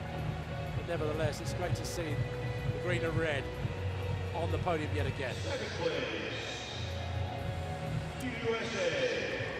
And a great run from the Americans, really. They had it hard, they had it tough, didn't they, really, chasing that sort of calibre of field. But they did really well indeed. Casey, Torrance, Leah and Mazzano there. Mazzano at the end, the Olympic silver medalist. Must have wondered what was going on up in front of him, really. But an area record for that team as well. Wonderful, wonderful run. Only just over 4 seconds outside the previous world record, which shows you how well they did perform. Torrance had a really good go on his leg to stay with the Kenyans. All credit to him. They really enjoyed it, the Americans. But here we go. The dream team, as it were, of 1,500-metre running. The Kenyan quartet. Jemboy, Kiplagat, Wiget and Kiprop. Well, the great Alberto Wantanera is giving him the flowers, the Olympic champion at 4 and 800 metres as well. If you've got a camera, take this picture. It's history in the making, isn't it?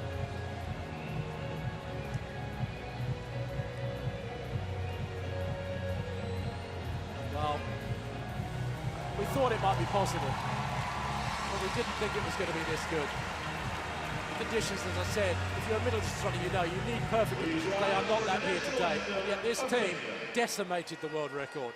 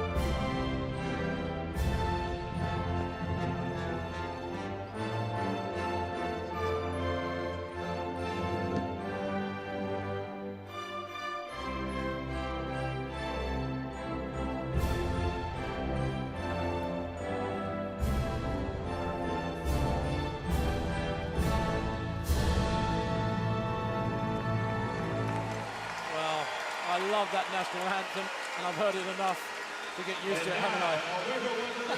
Wonderful, wonderful performance from this team. And I think now, after these championships, well, there we are. There's the $5,000 bonus. But after these championships, I think after these relays have settled down, I think we now have true records in these events. Records that will stand for a long time, and this is tackled by superb athletes. Congratulations from the American team to the Kenyans and the Ethiopians as well as they come for the obligatory photograph. Doubling the prize money with that $50,000, $100,000, just as their female counterparts received yesterday with their world record. What a moment for all of these athletes to say that they participated in this event where the world record was smashed out of sight, anchored by Asbel Kiprop. Silas Kiplagat ran a brilliant leg as well. And this is how it's done. Casey from the USA deserves immense credit for the first leg that he put in, right in the mix as the first change was handed over. But Kiplagat really put the hammer down with his 3:32.4 clocking. Magoo was solid. And then, well, Asbel Kiprop produced a procession of blistering speed, but barely looked out of breath as he crossed the line in celebratory style. A new world record led home, 14:22.22 by the Kenyan quartet. Great stuff. And we've still got the women's 8-lap relay, the 4x8 coming up as well. Can they do it yet again? Well, you wouldn't bet against them. But with Kiplagat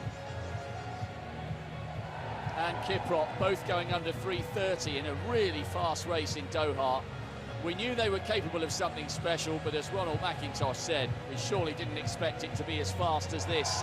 Even with the strength and depth that the Kenyans have, 14:22 will take some beating in the future. Well, there we are, golden baton. Now Kenya closing in on the United States. United States with 36, Kenya 28.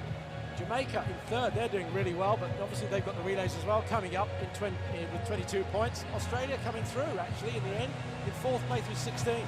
And United States having that lead at the top, that's just how important it was to secure that second place and hold off the hard-charging Ethiopian. Well, there's the other standings after 6 events. Means we've only got 4 to go now in these championships, so we're closing in on some of the big finals later today. TDK, DTP, and our IAAF supplier, Mondo. And they're going to reward Lots of smiles from the crowd. And still a lot of world-class athletics to come. We climax with the 1-lap relay. No Americans in that, of course, after their fumble on the second to third legs.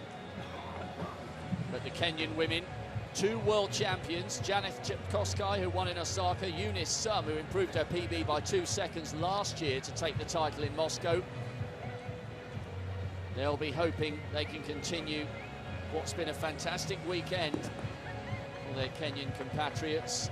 And the Jamaicans have an opportunity to right a wrong. The Americans took the honours in the 1-lap relay yesterday.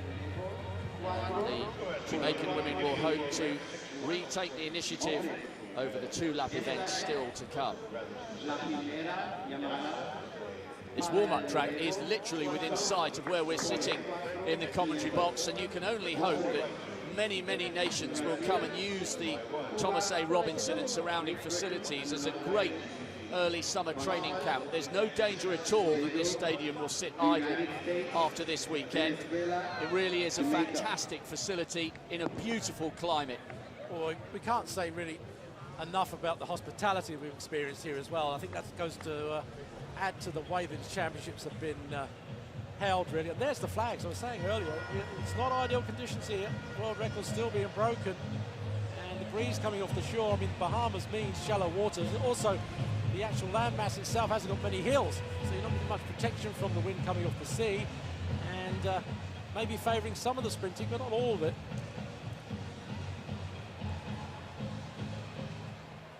Well, Johan Blake will certainly try and put on a show at the climax of the evening, and I wonder if there's a certain Mr. Bolt watching this somewhere not too far from here, wishing he was taking part and maybe deciding that he'll have a go next year. So, we continue our focus on the middle distance events as we welcome the Russian quartet to this 8-lap relay party.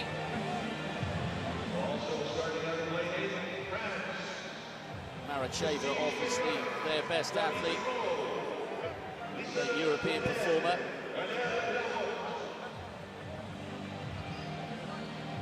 French team, good quality there.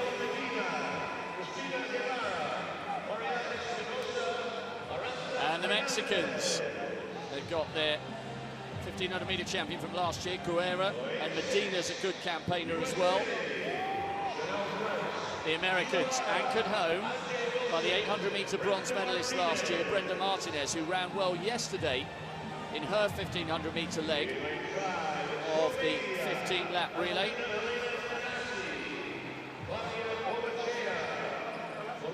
Romania took part yesterday as well, couldn't quite live with the pace set by the Kenyans. Good to see them doubling up.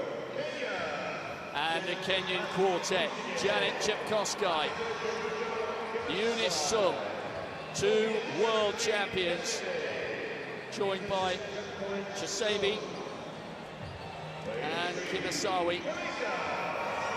And the Jamaicans do have a good history when it comes to the 2-lap event. You may remember the name Kenya Sinclair from years gone by. What a brilliant performer she was. Goulet will anchor them home.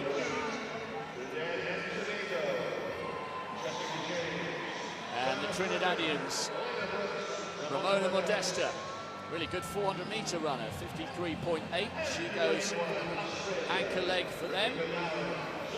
And the Australians did well yesterday, coming home in 3rd place. Melissa Duncan, a 2:04 performer.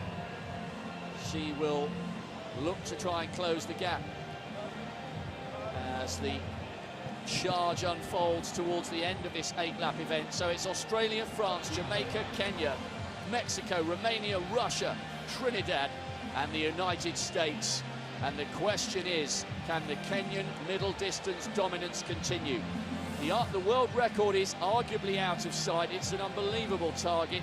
They'd have to go round in a little over or just around 157 per person, which as the wind picks up and fades is almost an impossible task. It's a USSR record from 30 years ago, but certainly we can expect a good time from the Kenyans, who will be started by their former world champion, Janet Chepkosgei. The Americans will certainly fancy, especially with the likes of Brenda Martinez, that they can get in amongst the mix towards the end. They've got Chanel Price, the new world indoor champion, going on lead leg for them. There's Gina Lara, semi-finalist in Berlin in the World Championships and in the Olympics 2 years ago.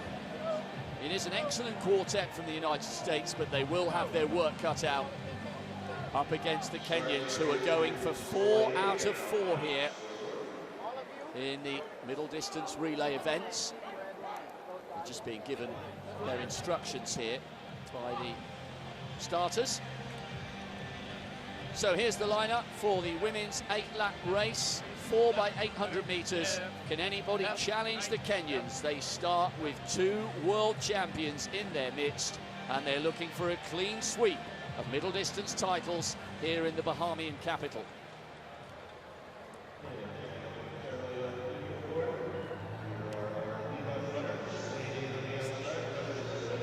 So 2 athletes occupying lane 8, and then we sweep through France, Mexico in 7, USA in lane 6, Romania lane 5, Kenya lane 4,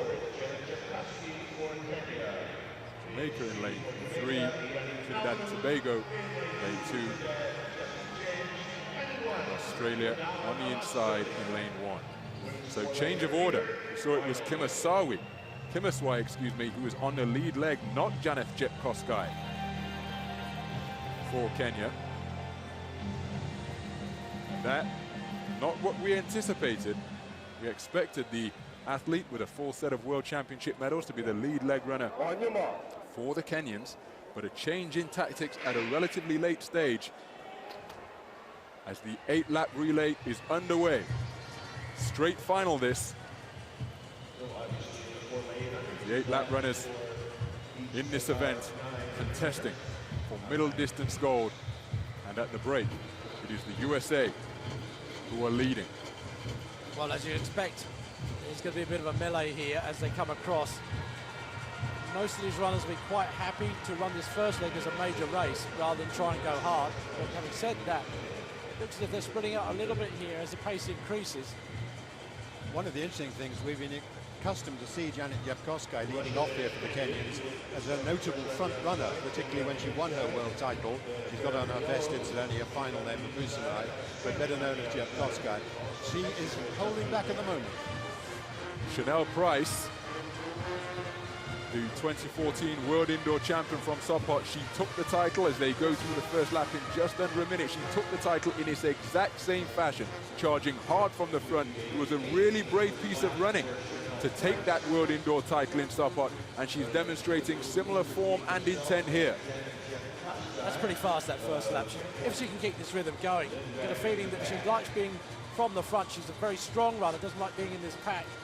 Price at the moment is doing a good job over the back straight. She's about 4 or 5 meters clear of the other athletes. And the other athletes are all bunched. Kimiswai is going backwards.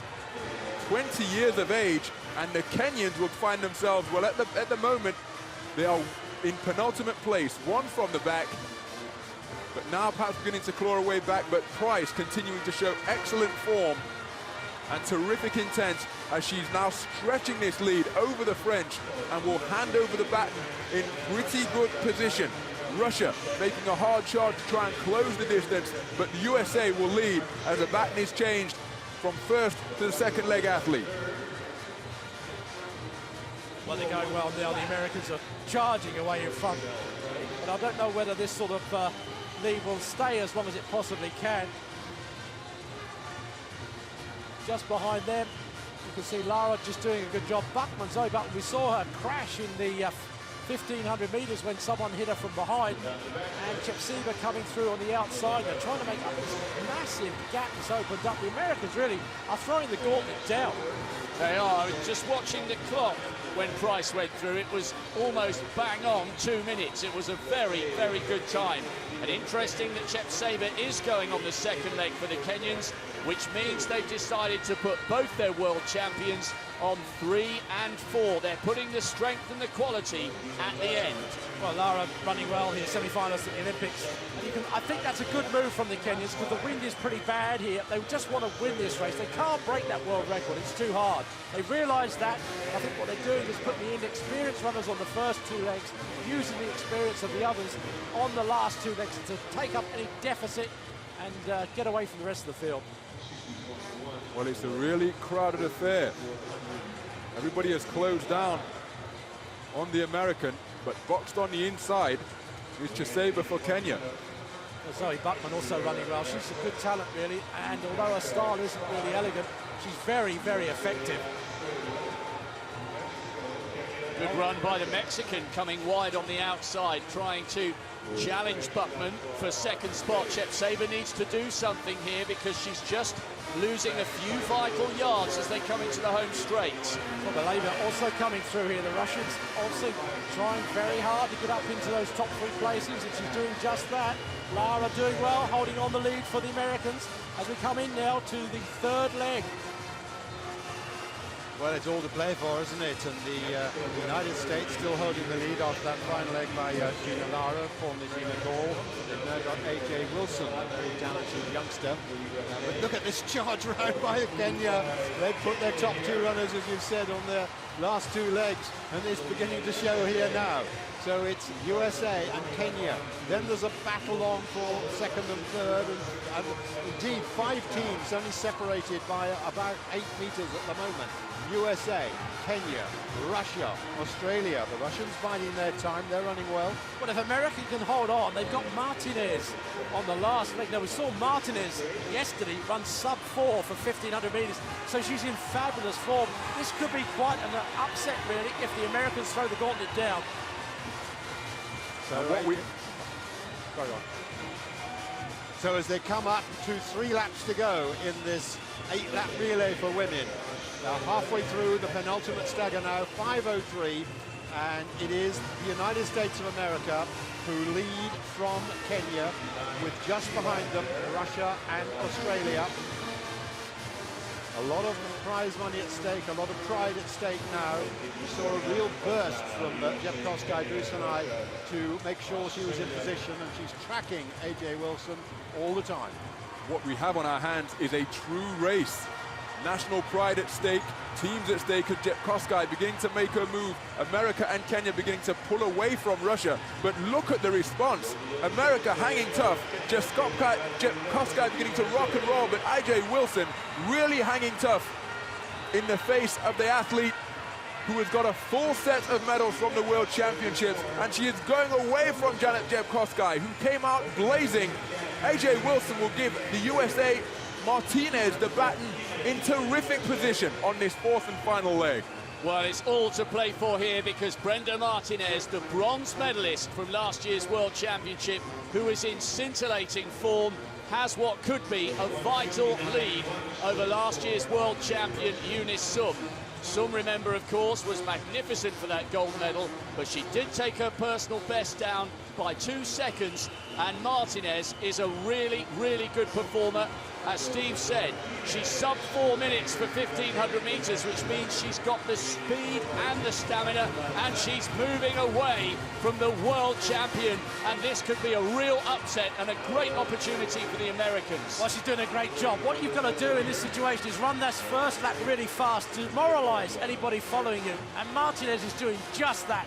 Look at the determination written on this woman's face. She knows she's in a chance here of a big upset, and she's pulling away now from the rest of the field.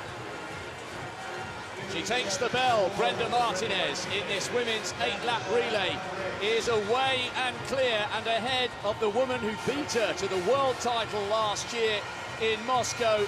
Eunice Sum is in second place, and Martinez could be on the way to pulling off a marvellous victory for the Americans. 57.4 for the first 400. Unbelievable. That's incredible pace and a relay into the wind.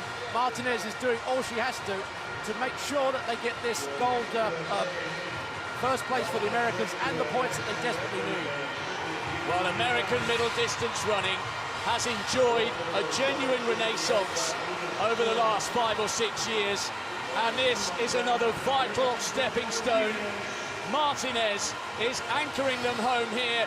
It won't be a clean sweep of middle distance titles for the Kenyans, because an American quartet have upset the form book. A brilliant performance, only just a fraction outside 8 minutes, and they've beaten a quartet with not one but 2 world champions. Great third place for the Russians, because they brought a fairly young, inexperienced team, but it's gold and glory to the Americans.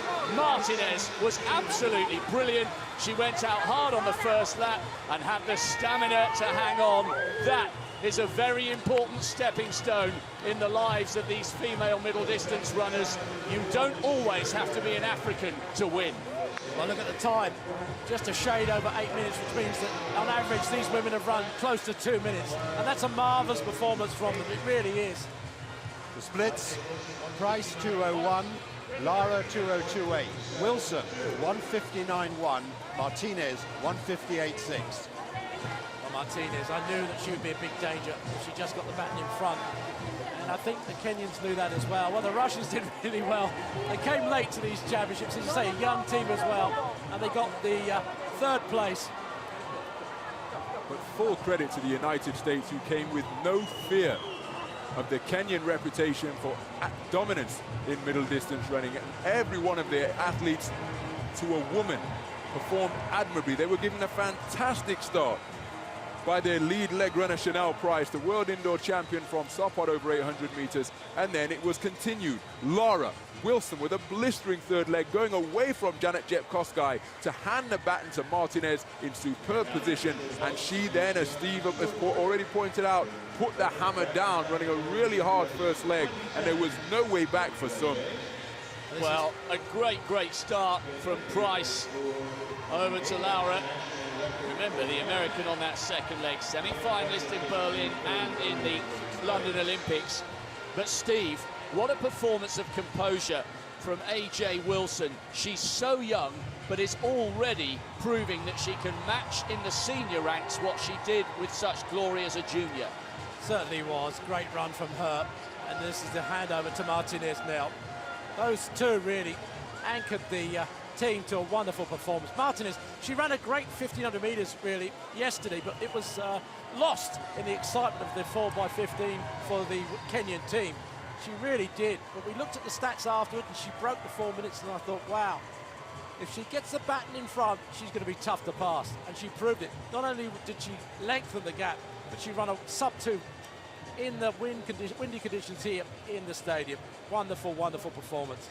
Sub-2 for the last two Americans, and sub-2 for the last two Kenyans as well. 1:59.7 by Jet Kosgei and 1:59.2 by Som. Just wasn't good enough, was it, to catch the Americans? No, and that's the strength, isn't it? Americans have two better runners in the first two legs. And it's great, Steve, to see the North American nation having such strength in depth when it comes to the middle distance. And that's not just the case for the women, with the men as well. We've seen the likes of Manzano, who got a brilliant silver in the Olympics over 1,500 metres. I wonder what's making the difference for the middle distance events as far as the Americans are concerned. Well, belief, I think. If you believe you can do it, and I think it helps and promotes everybody in that environment. And that performance there will definitely inspire everybody back in the United States, I think. Wonderful run from the girls. 6 new national records in that race, and area records for North America, for Africa, and for Oceania.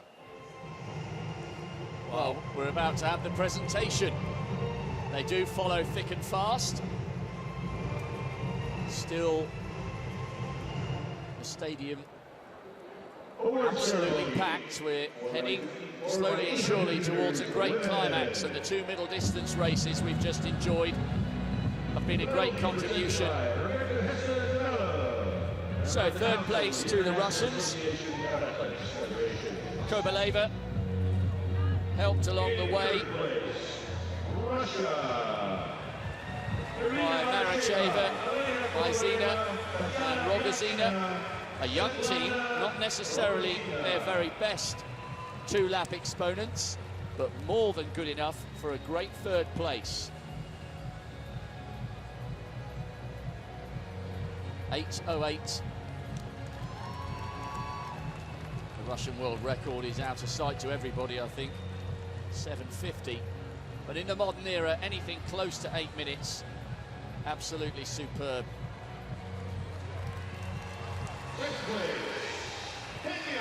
So as the Russians head off, it's unfamiliar territory as far as this championship is concerned for the Kenyans when it comes to middle distance.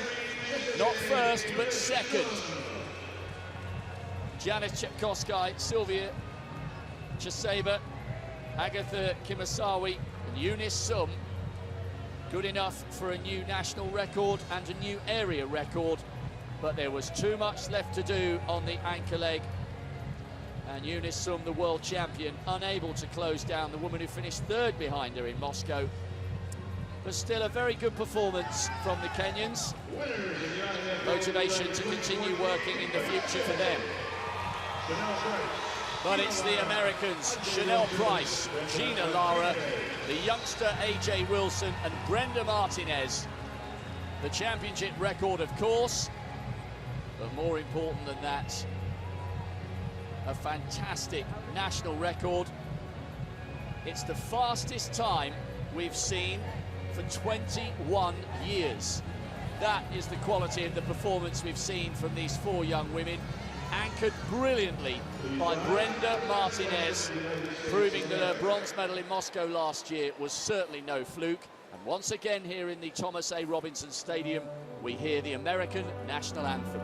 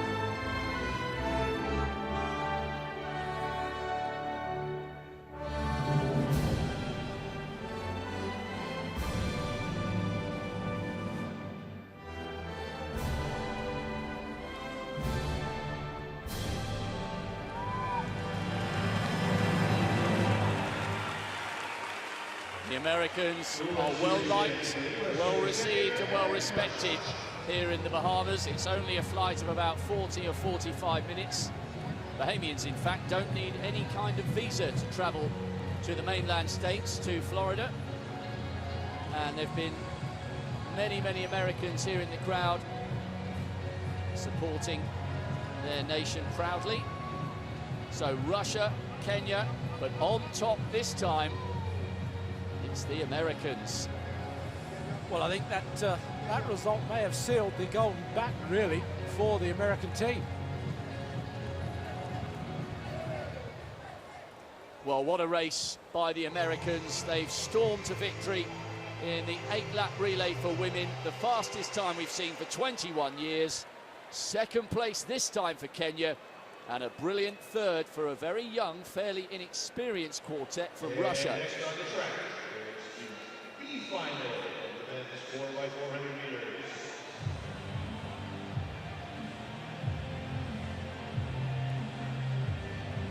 And now the athletes coming out for the B final of the men's 4x400 meters. On the outside, we have the Australians, who were, as Australia was, a finalist in the World Championships last year. Next to them, Nigeria.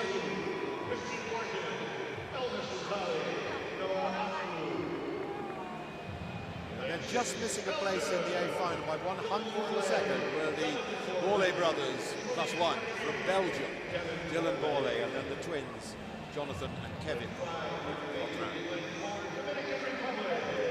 Republic, second to the left there, their top man, William Santos. We'll run the second leg for them. Japan. Their top man, second to the left there. In lane 2, we will have the Kenyans. Right of screen.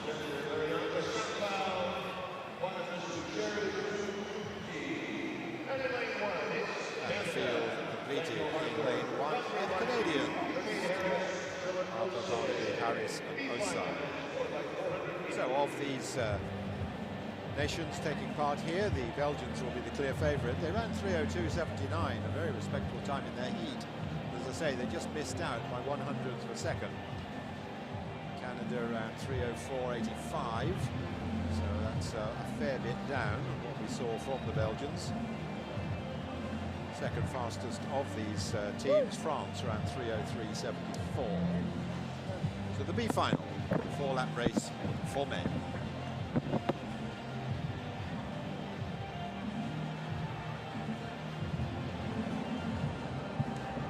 This race will be followed immediately, of course, by the A final.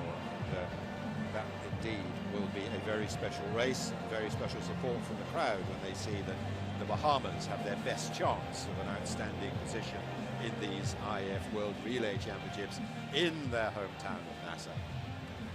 So the Japanese athlete in lane 3, just assembling his blocks, and Belgium, who are led off by Dylan Borley, the younger brother from the well-known twins, who of course are real world top tenors, individual right at 400 meters.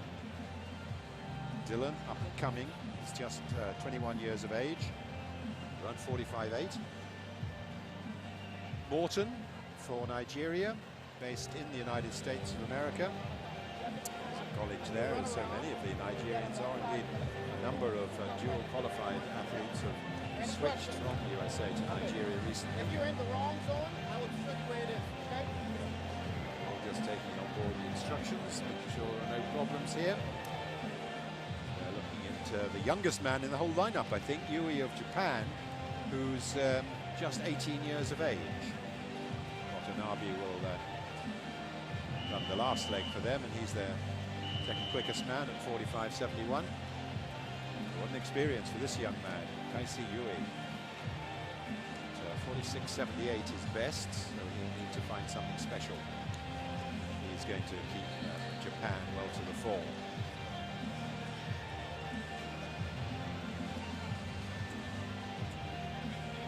what a family tradition. 3 Borlays here, and of course they've got a sister who's an international athlete as well, Olivia Borlay. The 4-lap race for men, the B final. Canada, Kenya, Japan, Dominican Republic, France a non-starter, Belgium, Nigeria, Australia. The French quartet aren't able to be there. As I said, they were the second fastest of these teams in the heats. Obviously, one of their athletes at least has got an injury probably. So we pan in from the lane H, Australia, Nigeria, Dylan Borlay for Belgium. Well, Belgium in 4th, 5th and 5th in the last 3 World Championships. Just missing the final here this time. Past that empty lane, we go to the Dominican Republic. Cuesta. He's a very useful runner, he may well give them an early lead. Then moving in further, we have Japan with young Yui, and then Canada on the inside. So this first leg then, plenty of pride at stake. This is the B final in the 4-lap relay. Harper on the inside for Canada. Mutai, Kenyan, the Commonwealth champion in 2. Yui, the youngest in the field, there he is in 3, just 18 years of age. Cuesta, World Championship semi-finalist in 4.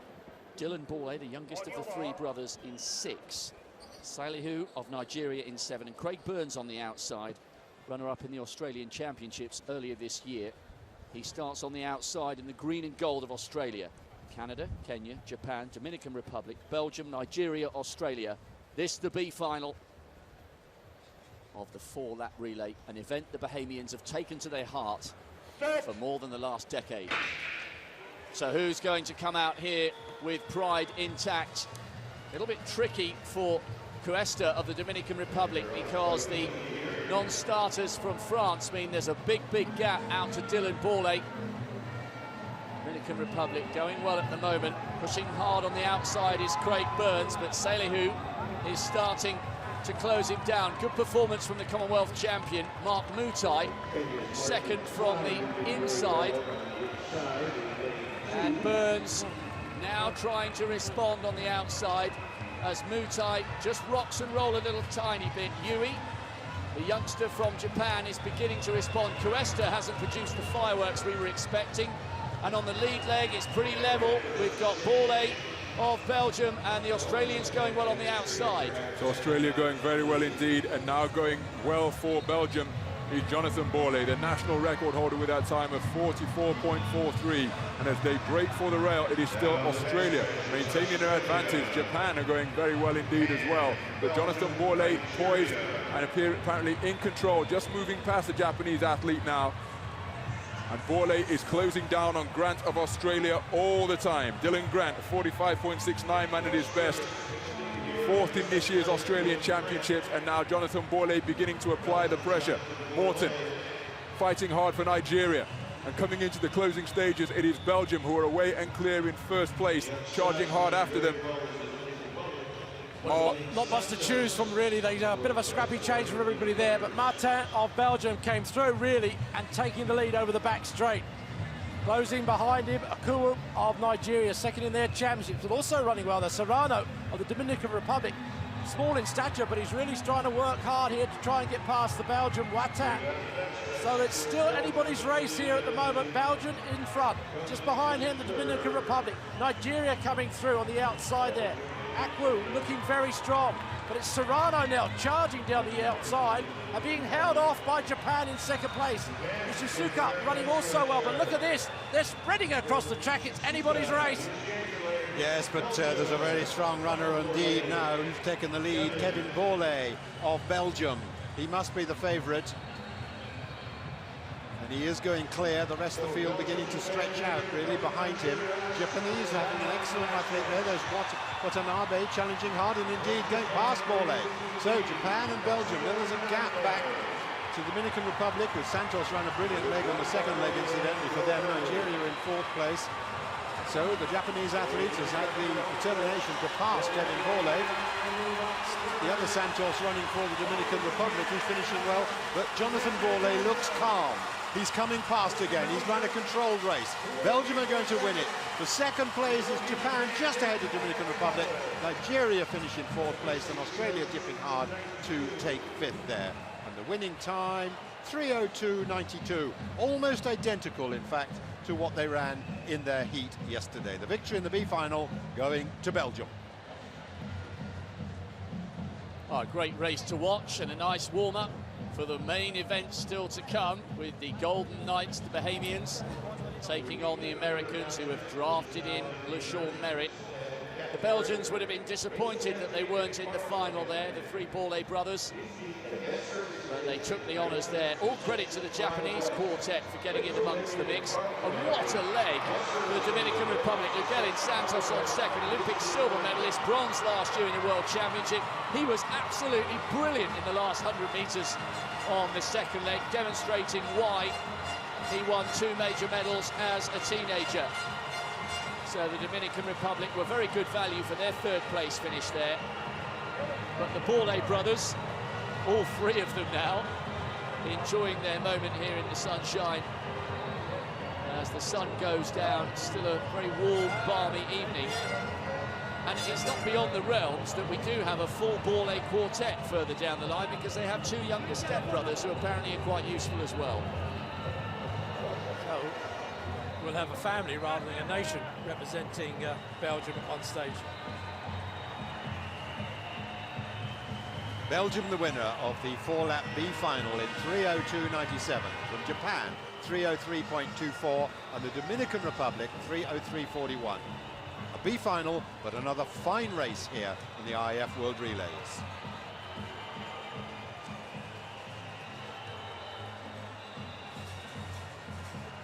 Well, Watanabe had really worked very hard for Japan, hadn't he? And he had enough left just to hold off the Dominican Republic. But Kevin Bourlet really in control of the race.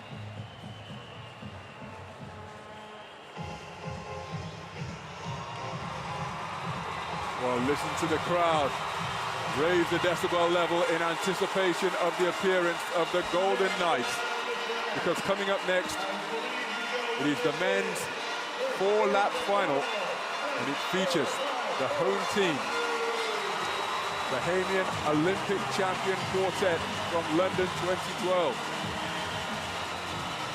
So the teams being introduced now: Lane 8, Jamaica, Hyatt, Bettine, Johnson, and Adino Steele.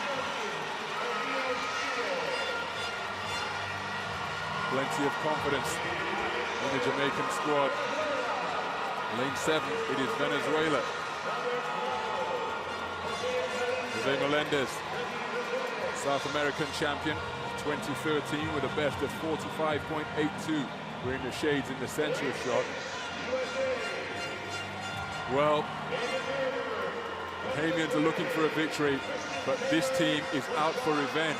7 straight Olympic title victories came to an end in London 2012. Merritt not able to take part during that, and Christian Taylor has made the lineup. The Olympic triple jump champion, after his brilliant performance in the heats yesterday, has been rewarded with a place on the American quartet for the final. Trinidad and Tobago represented by Gordon, Quao, Sedino, and Solomon. And let's just take a moment to listen to this reception for the reigning Olympic champions, the Golden Knights of Bahamas. The eternally youthful Chris Brown will run on the 3rd leg.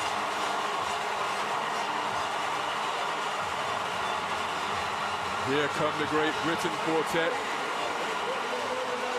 Bingham, Conrad Williams, Nigel Levine, and Martin Rooney. 4th place in the London Olympics in 2012. Martin Rooney's brilliant finish, just not enough to get them onto the podium. Cuba will occupy lane 2 in this 4-lap final. The team that will be on the inside in lane 1 is Brazil. De Oliveira, Cardoso, Enriquez, and De Silva. Those are the teams that will contest this 4-lap relay final. And there is so much anticipation and indeed expectation in this Thomas Robinson Stadium ahead of this event. Chris Brown, take a look at some of the shots from the heats of the 4-lap relay. This is how these 8 teams secured their place. Yeah, this is the B final now. The B final, excuse me. Expecting the heats to come up. One interesting point in this final, though, and one big disappointment for the Bahamas, is that the man who was on the Olympic gold medal squad and the fastest in the heats, Ramon Miller, is a non-starter. He must have had some injury. Leading off the Bahamas, we expect it to be Williams, Latoy Williams. Now that Miller is unable to start. Again, the atmosphere absolutely incredible ahead of this 4-lap relay. There is Latoy Williams, that's the man who was placed. Ramon Miller, we don't know what the problem is. Ramon Miller was the anchor leg for in London 2012 for the Olympic champions. Not able to make this lineup here tonight. What a bitter blow for him in front of his home fans. That's a shame, it really is, because I think here tonight, the Golden Knights, they just love, the crowd just love them. I don't think they really matter where they're going to finish. They just want them to do well. They just want to be here in the presence of this magnificent crowd. And I think one thing to remember here is that very few members of this crowd would have had a chance to see them run flat out, because every time they're competing here in national championships, they're gearing up to save their best for the major events. Well, this is probably the first time they've all been together running in a race like this, obviously, on the national soil. Wonderful, wonderful moment for the Bahamian crowd. Look at them, look, they're standing up already. The atmosphere, well, to say it's electric is not doing it justice. The bands are going absolutely mad, the drums are beating. And it's going to be a hard ask, though, because this Bahamian team are up against a very, very strong American team as well.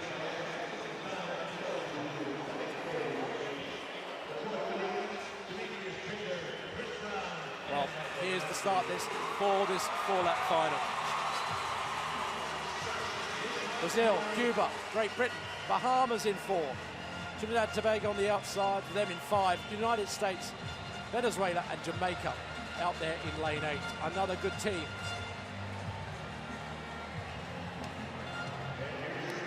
Here's the Jamaican team with Hyatt on the outside there. 44.83 this man, so he's a real smooth mover. Moving on the inside, Ramirez of Venezuela. Then obviously one of the big teams in the form of David Furberg. Coming on the inside of him, Gordon. And let's just hear it, let's just wait for this man, Williams. There you go, the crowd just getting behind him. Latoy Williams leading off for the Bahamian team.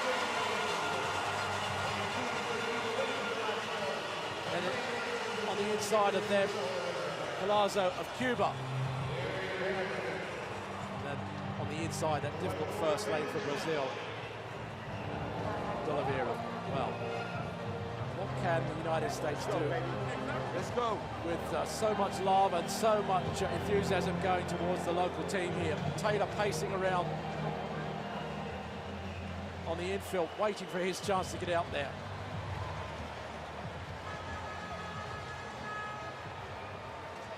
Very difficult for the starter to get the athletes down, because the noise of the crowd is still quite loud.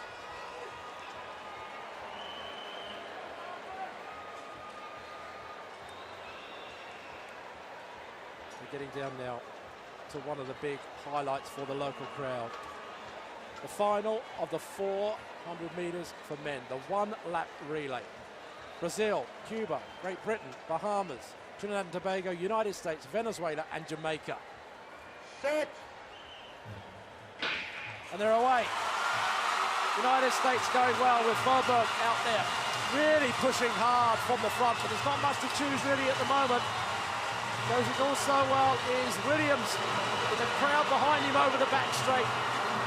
Stagger almost the same. If anything, it's Conrad Williams of Great Britain that's closing down maybe a little bit on Latoy Williams on his outside. They're coming round the second bend, coming into the home straight, and the crowd are already on their feet. for the Bahamas there. Latoya Williams running well, but it's the American in the form of Verberg that I think is going to hand over first. Really good leg there by the Trinidadians, and they're very much in the mix. It's Trinidad, the United States, and then the Bahamians starting now to close the gap with Demetrius Pinder. Pinder's in third place now.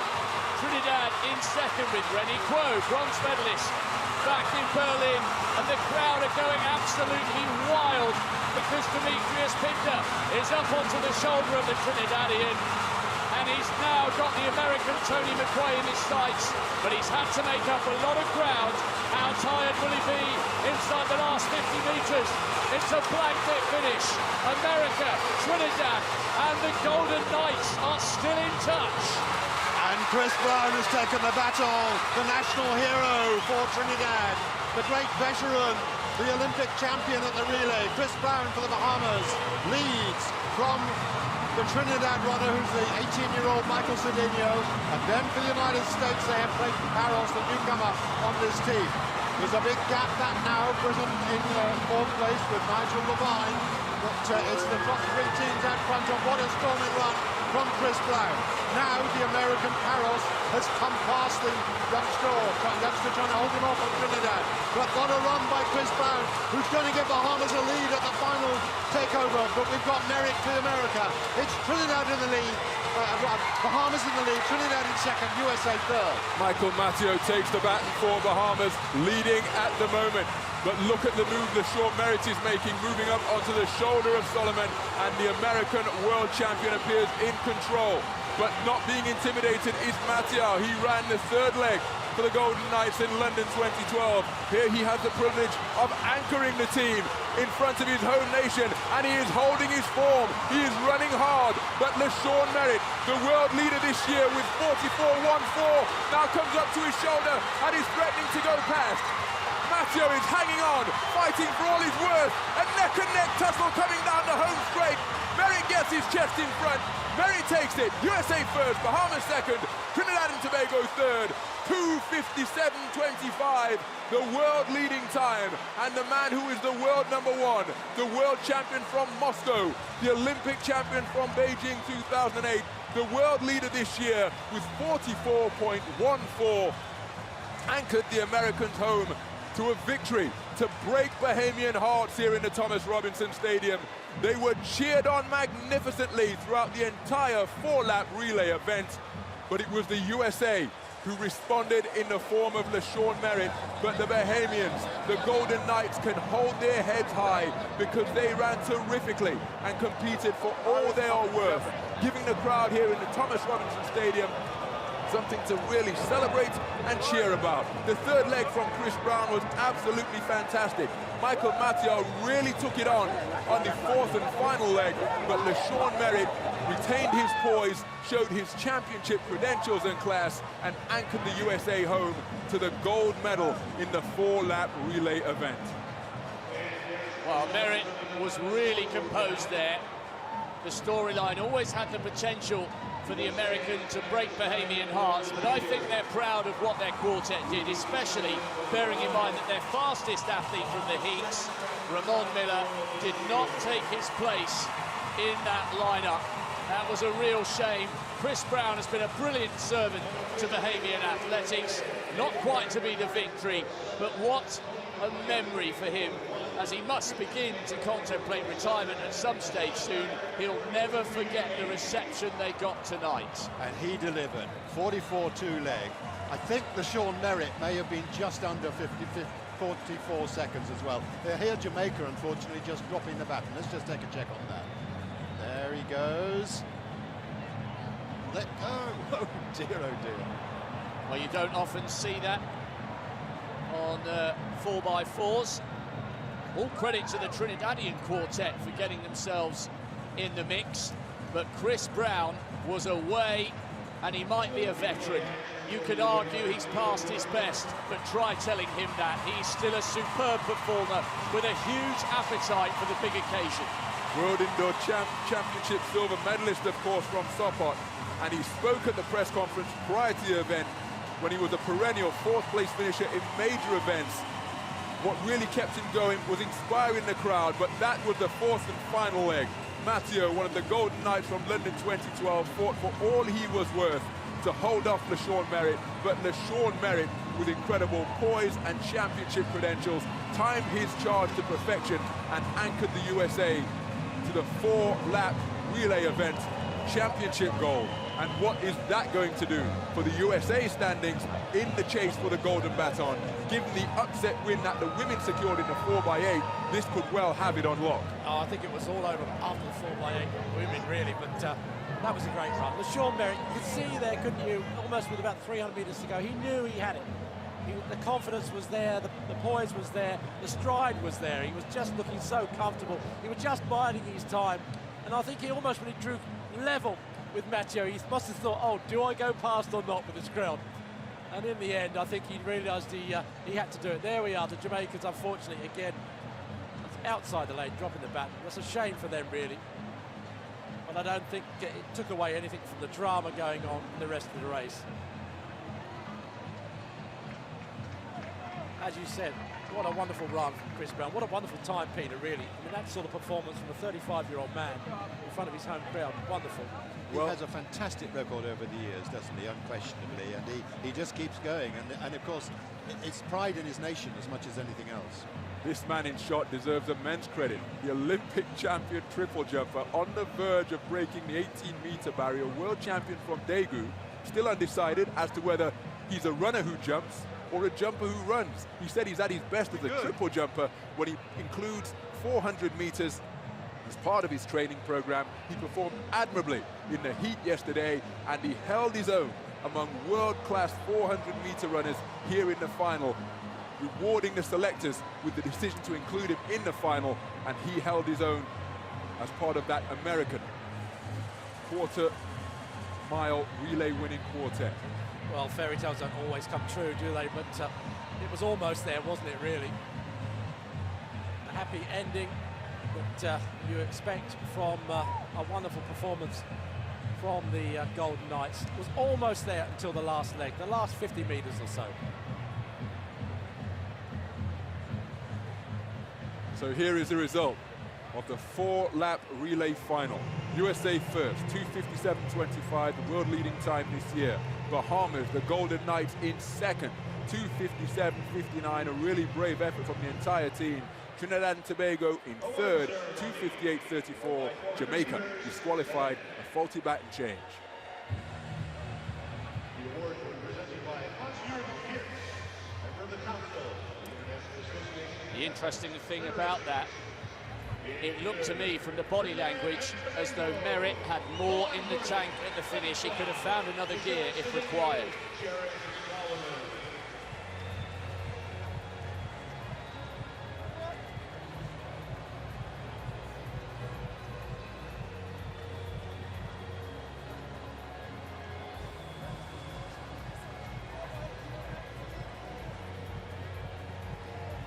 So Trinidad and Tobago receiving their flowers on the podium. Third place finish for them. Really spirited performances by all of their athletes. Quo, the bronze medalist from Berlin 5 years ago, diminutive in stature for a 400-meter runner.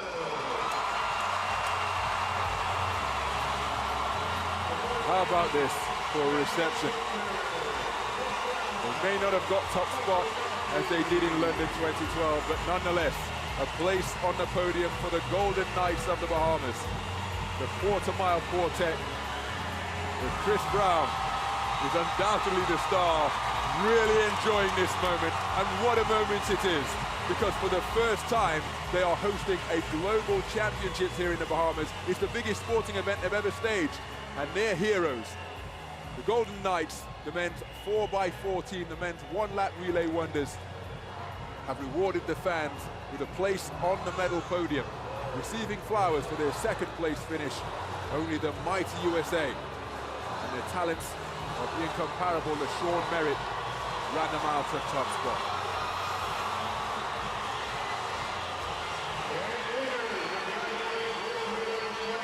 A moment they'll cherish forever. But make no mistake, The athletes who will occupy top spot in the rankings and on the podium are the USA. David Verberg, Christian Taylor, with LaShawn Merritt on the final leg, Tony McQuaid in the headband. Celebrations all around for this outstanding squadron of runners. And LaShawn Merritt is so calm, despite Matteo really running off hard over the first 300 meters. He timed his move to perfection, and when he made it, it was a decisive one.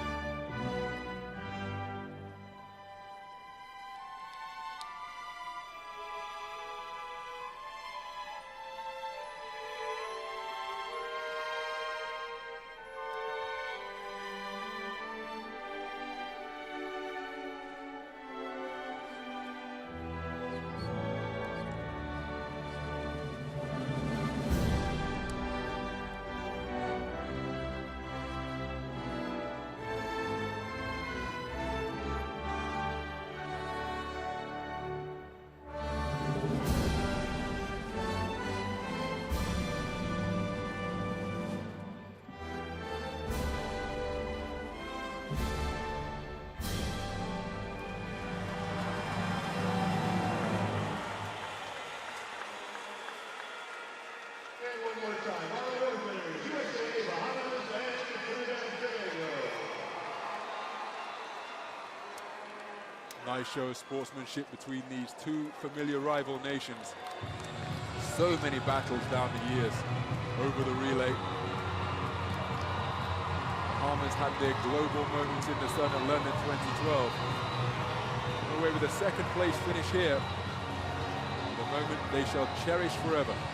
The opportunity to perform in front of a packed stadium in their home nation in the inaugural World Relay Championships. Wonderful images being captured for posterity, just to serve as a reminder of the time they perform for the first time in front of their home fans in global competition. So there are the current standings in the race for the Golden Baton. 2 events to go, and the United States away and clear. Kenya surprised, well, still in the hunt, but they would have expected to take the women's 8-lap relay, wasn't to be, and Jamaica hanging tough for third with sprint relays to come in the in the women's 2-lap discipline and the men's 1-lap discipline. Next on the track, it's the final of the 4x200 meters women. 3 more races to go, 2 more A finals. This is the 2-lap women's relay. Here are the Bahamas on the outside there. Armbruster, Ferguson, Strawn and Smith.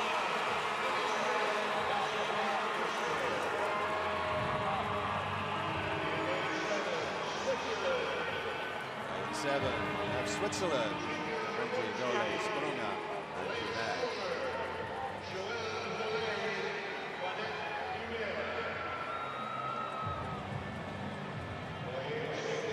Great Britain go in lane 6. 3 youngsters with on water as well. Zero Henry, youngest of the lot.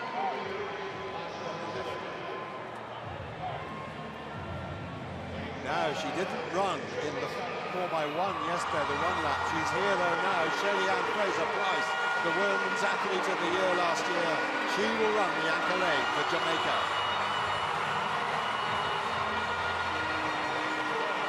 France go in lane 4. We're expecting a battle between Jamaica and the United States, as we've seen in all the sprint events. They've made the final anyway. And here is the US team. Solomon, Knight, Meadows, and Kimberly Duncan. Knight, a member of the US gold medal-winning Form A1 team from London. Nigeria. Well, the two Georges are keeping very busy here indeed over the 2 days of these meetings. And there's a talented further Caribbean squad here in the Trinidadians. They may well be in the mix for a leading position here.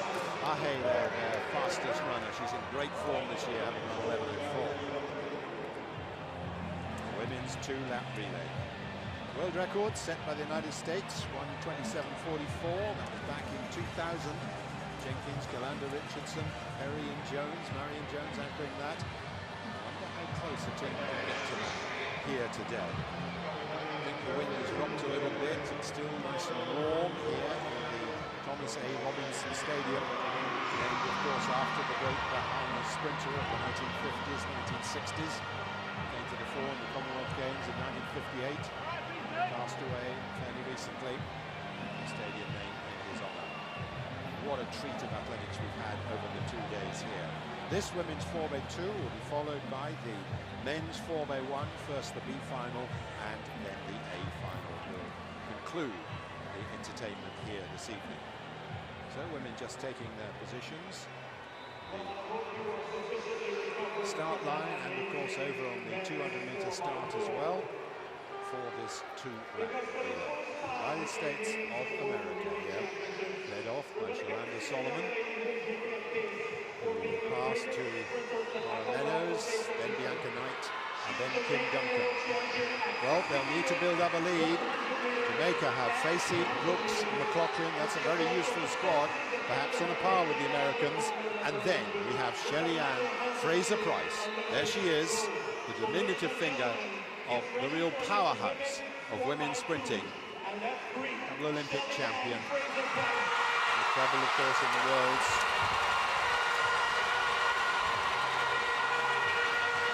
And listen to the noise as Shelly Ann Fraser-Pryce's face is put on the big screen. She's got a new haircut, perhaps done at the salon she's opened back home in Kingston. Everybody on their feet, a real sense of anticipation here ahead of this women's 2-lap relay. An opportunity for revenge for the Jamaicans.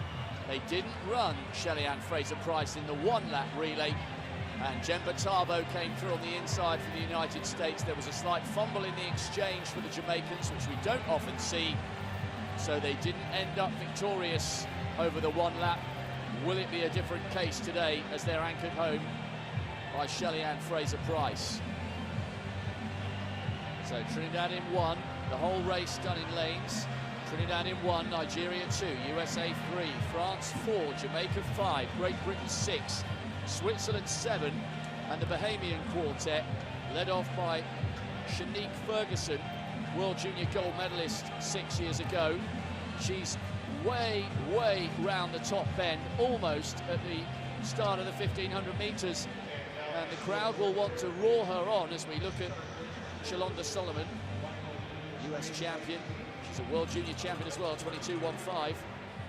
So the 2-lap race for women, they line up as follows: Trinidad and Tobago, Nigeria in lane 2, then the USA, then France, then Jamaica, Great Britain in 6, Switzerland in 7, Bahamas in 8. So the great rivals, USA in 3, 2 lanes outside them, Jamaica.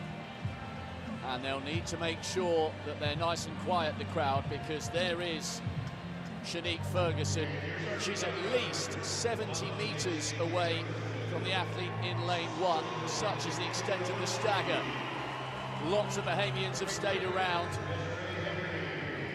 Kambunji representing Switzerland, then Great Britain's Desiree Henry, World Youth Gold a few years ago, European Junior Silver last year. Then Simone Facey, a brilliant Jamaican quartet. She looks fairly relaxed. Matilda Lagui, she's a 23.44 athlete at her best. Then comes Shalanda Solomon, a former US champion and World Junior champion. Can the Americans give their anchor leg athlete enough of a lead to hold off the advance of Shelly-Ann Fraser-Pryce. Duncan of Nigeria starting off in 2, and then on the inside, a brilliant athlete from Trinidad, Michelle Ayi, semi-finalist in the Olympics 2 years ago, just outside 11 seconds this season. She brings 4. Trinidad in 1, Nigeria 2, America 3, France 4, Jamaica 5, Great Britain 6, Switzerland 7, Bahamas in lane 8. You just heard the starter say lane 8, can you hear me? The response was good. It's a massive stagger this, because they run all 2 laps in lanes. Watch the Americans in 3, led off by Solomon. The Jamaicans in 5, Facey, and hear the roar for Ferguson, who's wide on the outside for the Bahamians in lane 8. This is the final of the women's 2-lap relay. Jamaica against the Americans. Well, there was a horn that went off. We weren't sure whether they'd get recalled, but they are safely away first time. It's a massive stagger that's yet to unfold. Solomon's going well. Third from the inside for the Americans. She's making up ground on the Frenchwoman. Jamaica with Facey. And it's pretty even at the moment. The Americans just setting off ahead of the Jamaicans. It is, and it's a good change as well. Meadows now coming round the bend for the Americans. On the outside here, Strawn is also running well for the Bahamas. But on the inside, it's Meadows and also Brooks running well for Jamaica. So the big 2 are up there at the moment. Coming in now to the 3rd changeover. Appears to be pretty even as that, but in the hands for the USA, it is Bianca Knight who is really going on a charge in lane 3, really storming around that curve in pursuit of the athletes out in front of her. Patience Okon-George going well for Nigeria. Regina George waiting to pick up the baton. Still not much in it. Great Britain with a solid leg as well. And so everything to fight for on this final leg. Well, Britain have taken over in the lead. A brilliant run by their youngsters. But look at Shelly-Ann Fraser-Pryce, really motoring now for Jamaica, storming round that bend. But it's the Americans on the inside still. A fine run there for the Americans, who run well throughout. And Kimberly Duncan is going to hold on. And then Great Britain get a surprise 2nd place. And Jamaica, disappointing, I have to say, in 3rd place there. And a very fine time indeed, 1:29.44. Only the USA and the GDR have ever run faster than that. New national record for Great Britain, I think, in 2nd place, and the Jamaicans not coming through. Well, they've done it again, haven't they, the American women? Great performance there. That was wonderful, really. The stagger is so bewildering, I think, though, for a lot of athletes, that they don't really realise where they are in the race. So it's quite complicated, not only for them but for us as well. And it's only until the last bend that we see where the athletes are and the team's positions. Great run from the Great Britain team there in the end. And the Jamaicans, I think, were a little surprised by that. Well, that was the fastest time we've seen over this distance for 13 years. The 2 performances that have beaten that came back in 2000. The United States with that world record, but under 1:30 for the first 2 teams, for the United States and for Great Britain. A brilliant 3rd leg by the British, but Shelly-Ann Fraser-Pryce could not respond. Well, the Jamaican team looked despondent, really. Brooks there and Shelly-Ann Pryce were not very happy at all.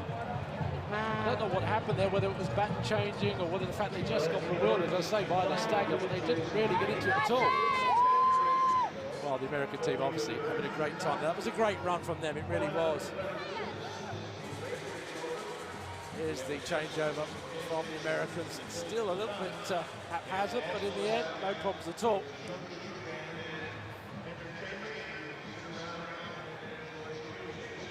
Bahamas coming in on the outside. Just see, that was a good change. Getting some shots really of the changeover that we never usually see. Great Britain team coming in here. Jamaicans, though, again, there it is. There's a bad changeover. Shelly-Ann Pryce struggling a little bit to get the baton into her hand. But actually what was interesting was you recognised the fact that she had a deficit to claw back, but you would normally expect her to start eroding those kind of deficits quite quickly, but she just couldn't do it. Well, in a strange way, I think maybe she should have run the 4x1, because I think that would have given her a bit more sort of, I don't know, impetus in these championships. As it was, though, Steve, yes, I mean, they've still got a national record, believe it or not, for Jamaica. There were 5 national records. USA the winning time of 1:29.45. National records then galore. Britain 1:29.61. Jamaica 1:30.04. Bahamas national record 1:31.31, and also national records for Switzerland and Nigeria.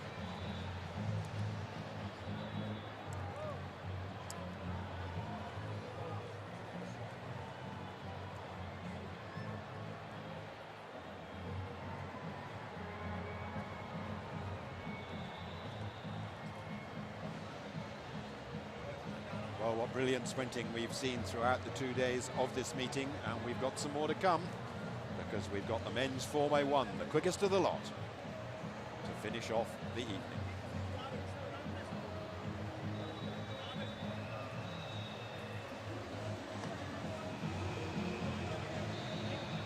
Oh, look at the advantage enjoyed by the Americans at the moment when it comes to the golden baton. The Kenyans hanging on to second place, but remember the Jamaicans have got their A team going in the A final of the one-lap relay, so they could overtake the Kenyans there. But the Americans have just been superb over the last 2 days. I think they'd have won whatever happened, but of course they have put teams in every single event, and I just wish some of the other nations had done a little more to put in full teams throughout. Well, the award ceremony follows quickly as it always does, and in third place with that national record of 1:30.04, the Jamaican team of Facey, Brooks, McLaughlin and Fraser-Price.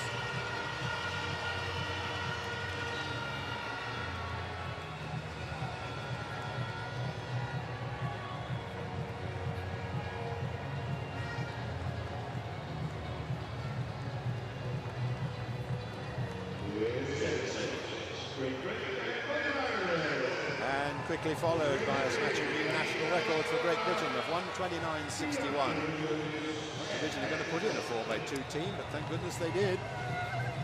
Bianca Williams, Nika Onwara, Zire Henry and Asha Phillip.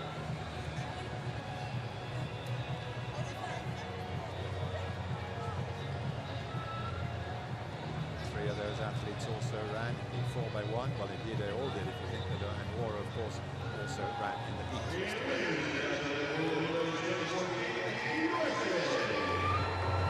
And the United States of America running one of the quickest times of all time with their 1:29.45.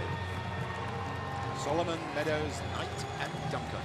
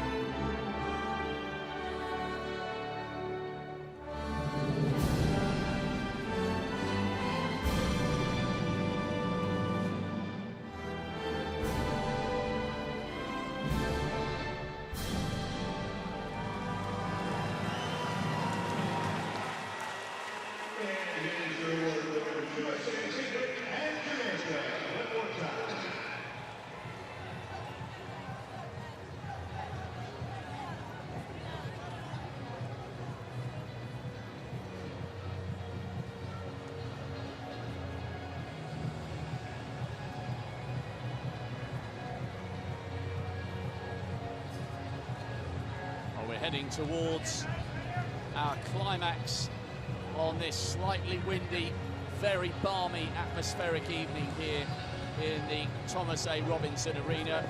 It's already been a wonderful, wonderful inaugural IAAF World Relays. The crowd here in the Bahamian capital have more than played their part in some great, great races. And there are two more still to come.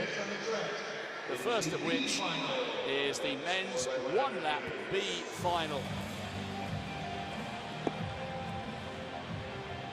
And we certainly haven't seen anybody taking these B races lightly. We've seen some great confrontations. Introduced first of all to the crowd, the team from China. They'll be anchored home by Mo, a very promising young sprinter. World Youth gold medalist last year, 10.35. Then the Ukrainian quartet. Kors brings them home. He anchored the Ukrainians to gold in the World Student Games relay last year. Then the Cubans, Correro, Skyers, Mena and Cruella. Big high fives for them. The Netherlands, Hensley Paulina brings them home, just 20 years of age. Poland have a good history when it comes to the big relays.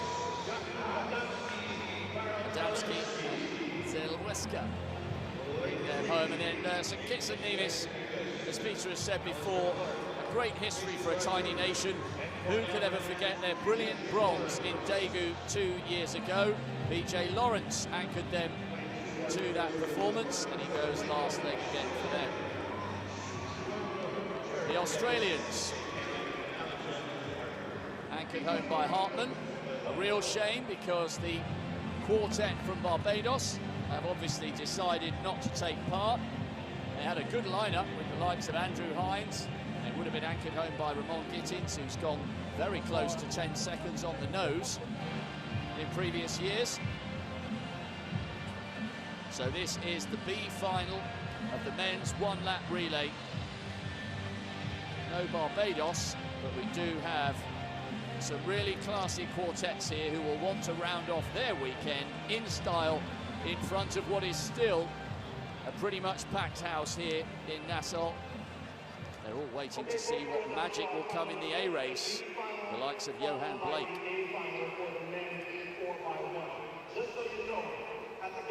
So, Australia, St Kitts and Nevis, Poland, Netherlands there, Cuba, Ukraine and China.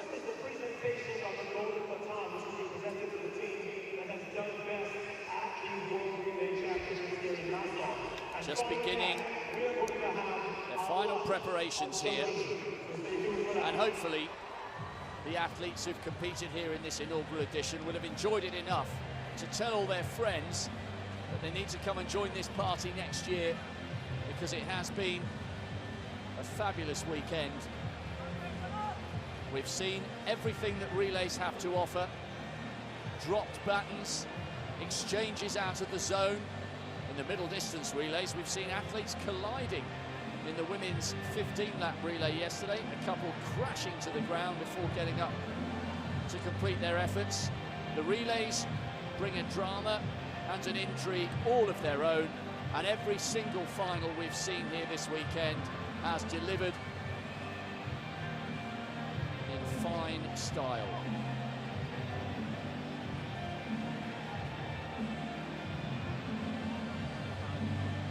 If St Kitts and Nevis can finish with a victory.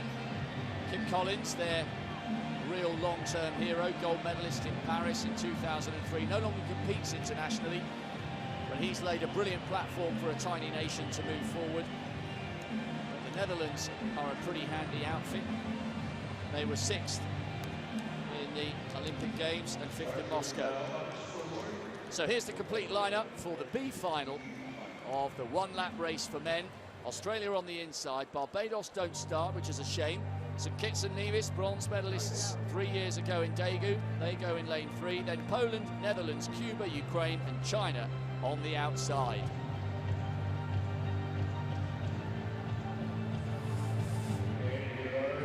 So there is The lane lineup from the outside in. China, Cause of Ukraine. And then Carrero of Cuba.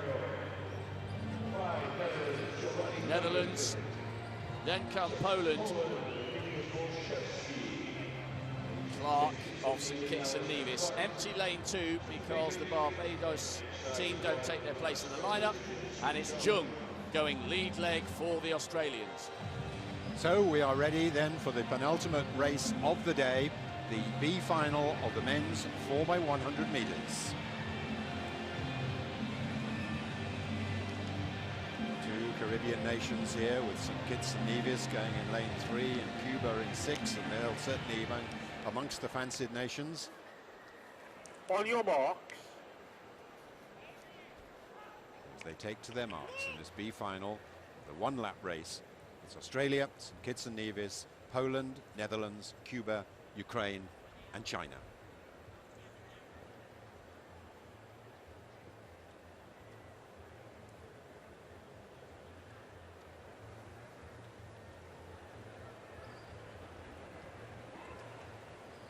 Set. So away they go. Let's see, St Kitts and Nevis off to a good start here. I think Clark has got off to a cracking start. Also the Netherlands going well on that side, then possibly even better the Cubans. First changeover. Cuba going very well indeed. Skyers has it now for them. Trying to make an impression down the back straight for the Netherlands is Martina. Cuba going very well indeed, and at the third change there in front.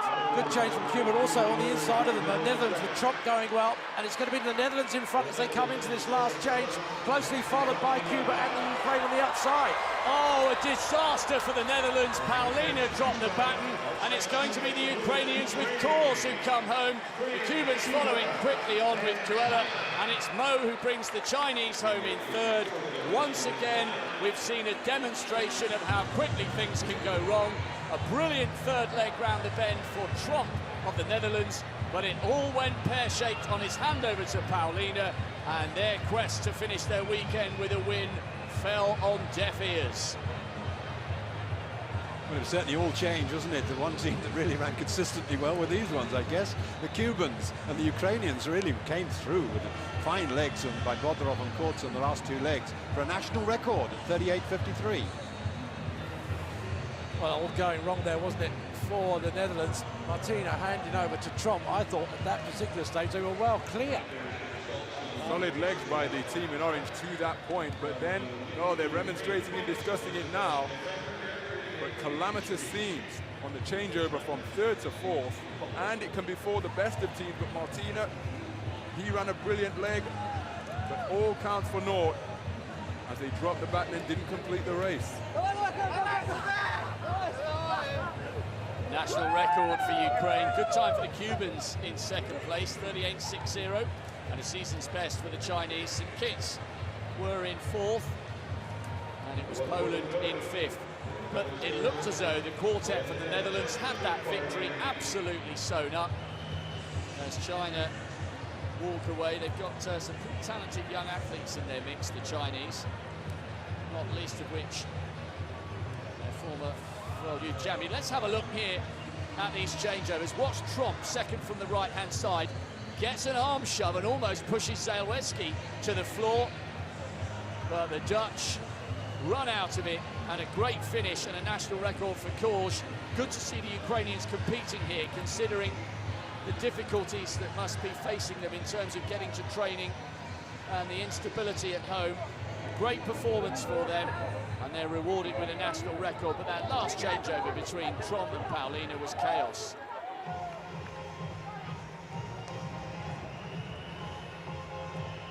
Well, China are still discussing it, and I'm sure that the Netherlands will discuss it well into the early hours of the morning. But not alone, really.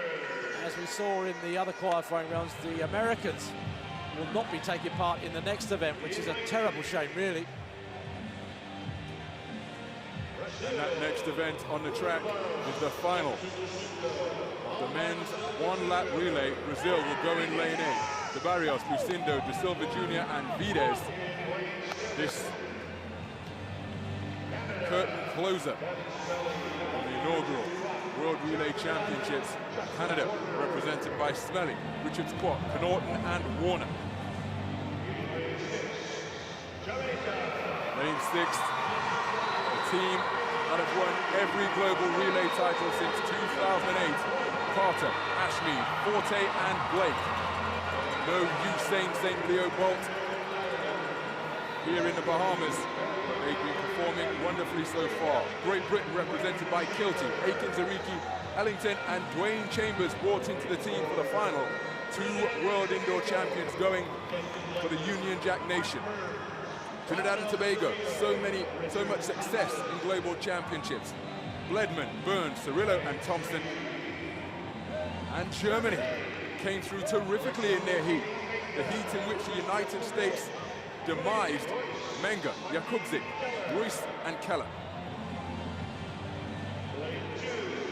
Such efficient baton passing from the Japanese is a hallmark of their relay running. Asato, Takasi, Kiryu and Izuka. And then tucked away on the inside, France, represented by Remy, Vico, second on the world list this year, Bassor and Christian Lemaitre. First man in history to do the sprint treble at the European Championships in 2010. He goes on the final leg. So what a race we have in prospect. Huge surprise that the United States on here, but there was an abortive changeover between the second and third legs during their heat. Trell Kimmins. This is Great Britain. Talbot ran terrifically well, did a wonderful job on the anchor leg for Great Britain. He's been replaced by Dwayne Chambers. Nesta Carter, he gave the Jamaicans a brilliant start in their heat and was brought home by Fisher with no pressure whatsoever. Here's the abortive change. Agonizing reach. Finished in 4th place to the USA. Silman really ran hard, but that was the moment they realized the changeover from Kimmins was out of the box. Germany were the beneficiaries, qualifying in 1st place in an unexpected position. But they're here on merit, they've earned it, because they got the baton round and the United States didn't. So what type of performance will this final produce? We expected an epic duel between the USA and Jamaica. This man, so much experience in leading off the Jamaican quartet. Olympic medals, World Championship medals for Nesta Carter. And the manner in which he performed in the heat, well, it was a real eye-opener because he took off like a bullet.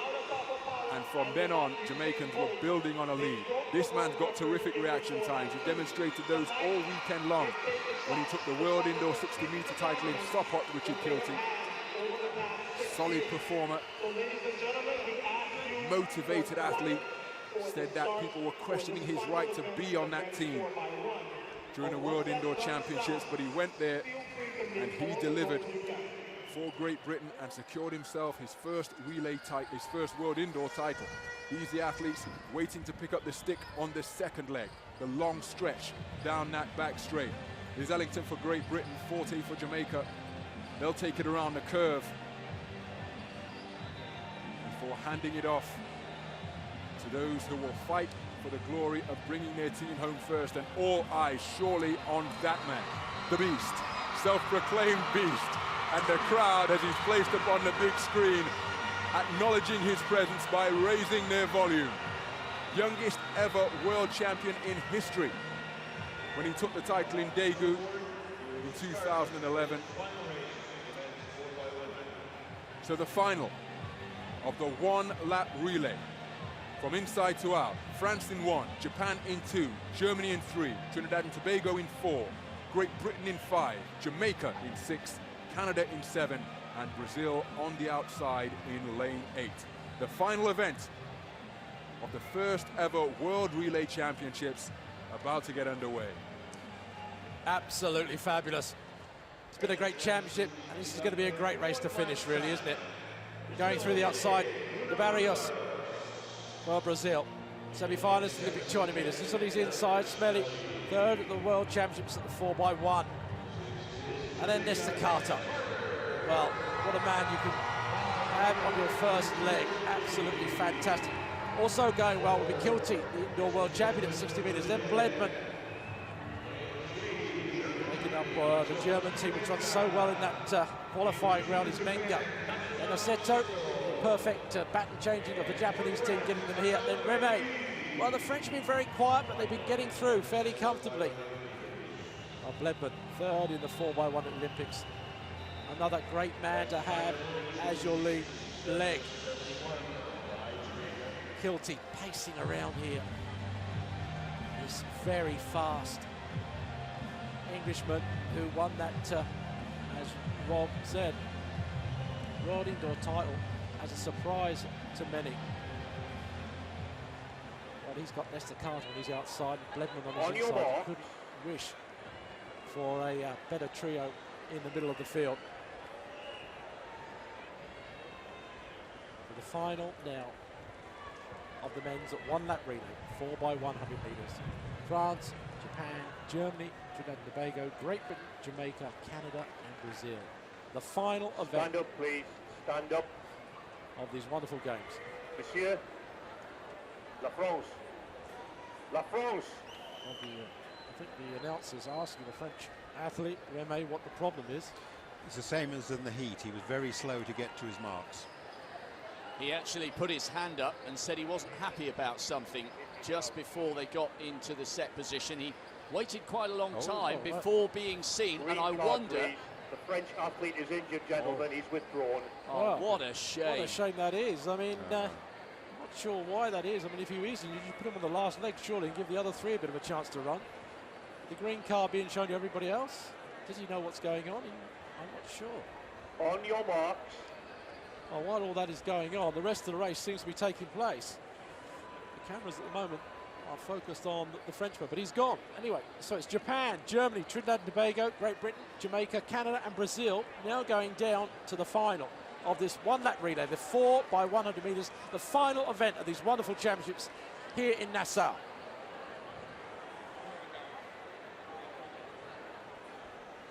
Set. Well, away. Kilty's got a good start, but so too Nesta Carter on his outside. Not much to choose between them, but I think it's Carter that's going the best out of everybody. Carter's going to change first. Kilty's just behind him, and also Bledman. And the Jamaicans storming down the back straight. Harry Atkins-Arite's done pretty well for the Brits though on the second leg, but the Jamaicans still in the lead. Jamaica lead. Ellington going well for Britain, and a fine run also from the Trinidadian and inside the red. But it's Jamaica who are coming clear. Johan Blake has the stick. He's been pursued by Dwayne Chambers. And look at Trinidad and Tobago. But it's Johan Blake away and clear. Jamaica win it. Trinidad and Tobago second. Great Britain third. 37.77 the time. Johan Blake has anchored Jamaica to the 1-lap relay gold medal. And he begins to saunter and strut his way down the track as the black, gold and green flags of Jamaica are waving in celebration in the stand here. A quick cross of thanks before rising to his feet and continuing that broad-shouldered swagger to find the rest of his teammates. Nesta Carter gave the Jamaicans a brilliant start. He begins to celebrate because he provided a solid foundation on which to build. Richard Thompson for Trinidad and Tobago, the Olympic silver medalist from Beijing, ran a brilliant final leg, storming down the home straight. But there was to be no catching this man. He anchored the team to a world record in the 2-lap relay yesterday. And Trinidad and Tobago, 38.04 the time for them in second place. And that, in no small part, thanks to the absolutely blazing run produced by Richard Thompson. Third place was Great Britain, Dwayne Chambers. Remember, he got that World Relay bronze way back in 1999 behind Maurice Green and Bruni Sarin. But there are the championship winning quartet. Jamaica delighting their fans and producing a really electrifying performance to conclude the first ever World Relay Championships here at the Thomas Robinson Stadium in the Bahamas. Wonderful scenes. One interesting point was that nearly all the teams, apart from Trinidad, actually ran faster in the heats. And that includes Jamaica and Britain. There was a really good second leg for Harry Akins-Arite. The Jamaicans were away. Nickel Ashmead on second leg for them. Well, this was the changeover which I thought was slightly strange. Ashmead came storming out, really, chasing his man down the race.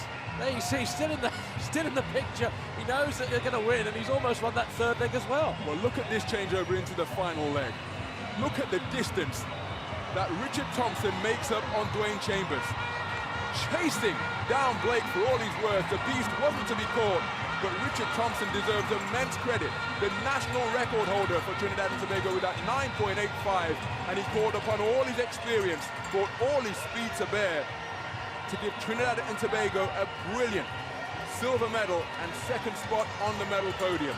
But there was to be no catching this man. What a weekend he has had. And if this is to be the future, not that I'm calling time on Usain Bolt's career in any way, shape or form, but he's proved himself a worthy anchorman. So the result of the one-lap relay here in Nassau: Jamaica first, Trinidad and Tobago second, Great Britain third. Wonderful performance. France didn't start after a rather strange incident with Remy raising his hand and pulling up injured before the gun. Jamaica the champions, 37.77 the time. I think the Trinidadians reminded us there as to why they've got such a great pedigree when it comes to the relays. But look at this, it's a carnival, and the scenes could have you thinking that we were in Kingston, not Nassau. Well, the Jamaican contingent have made their presence felt. It's been so much friendly rivalry and banter amongst all of the nations. Sprints and relays, such a big tradition in this part of the world. And the crowd have revelled in the world-class performances that they have witnessed over the course of these 2 days. 4x1, the one-lap relay, just cementing the status that this championship has built for itself in its first ever edition, and what fantastic athletics we've been treated to over the course of the 2 days. Absolutely fabulous. My one complaint, I suppose, if there is, I think we should have had the 4x4 men at the end there. Bring down the Golden Knights to come in.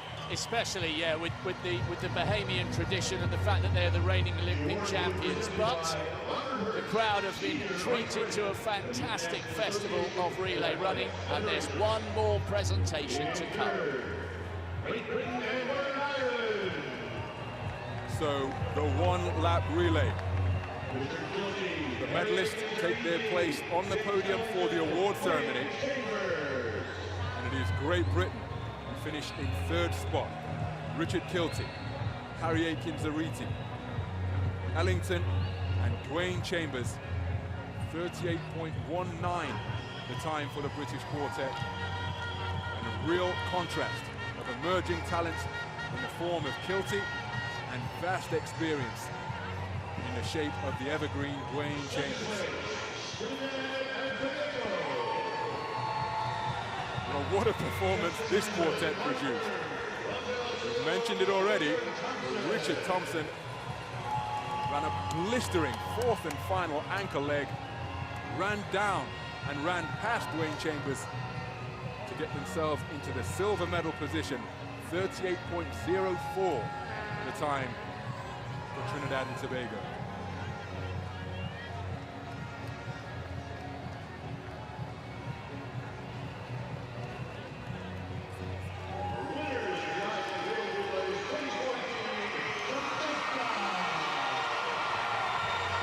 Well, the Jamaican dominance of the sprint relay continues. Since Beijing 2008, they have taken every global 4x1 relay title that has been available. And in this first ever edition of the one-lap relay here at the World Relay Championships, they have continued to build on what is becoming a rich and deep tradition. We refer to it as the Bolt era, the success that Jamaica have enjoyed in the sprint discipline over 100 meters since 2008. But Johan Blake is proving to be a magnificent understudy and indeed an outstanding athlete in his own right, anchoring the Jamaicans to one-lap relay gold as they turn to hear the national anthem.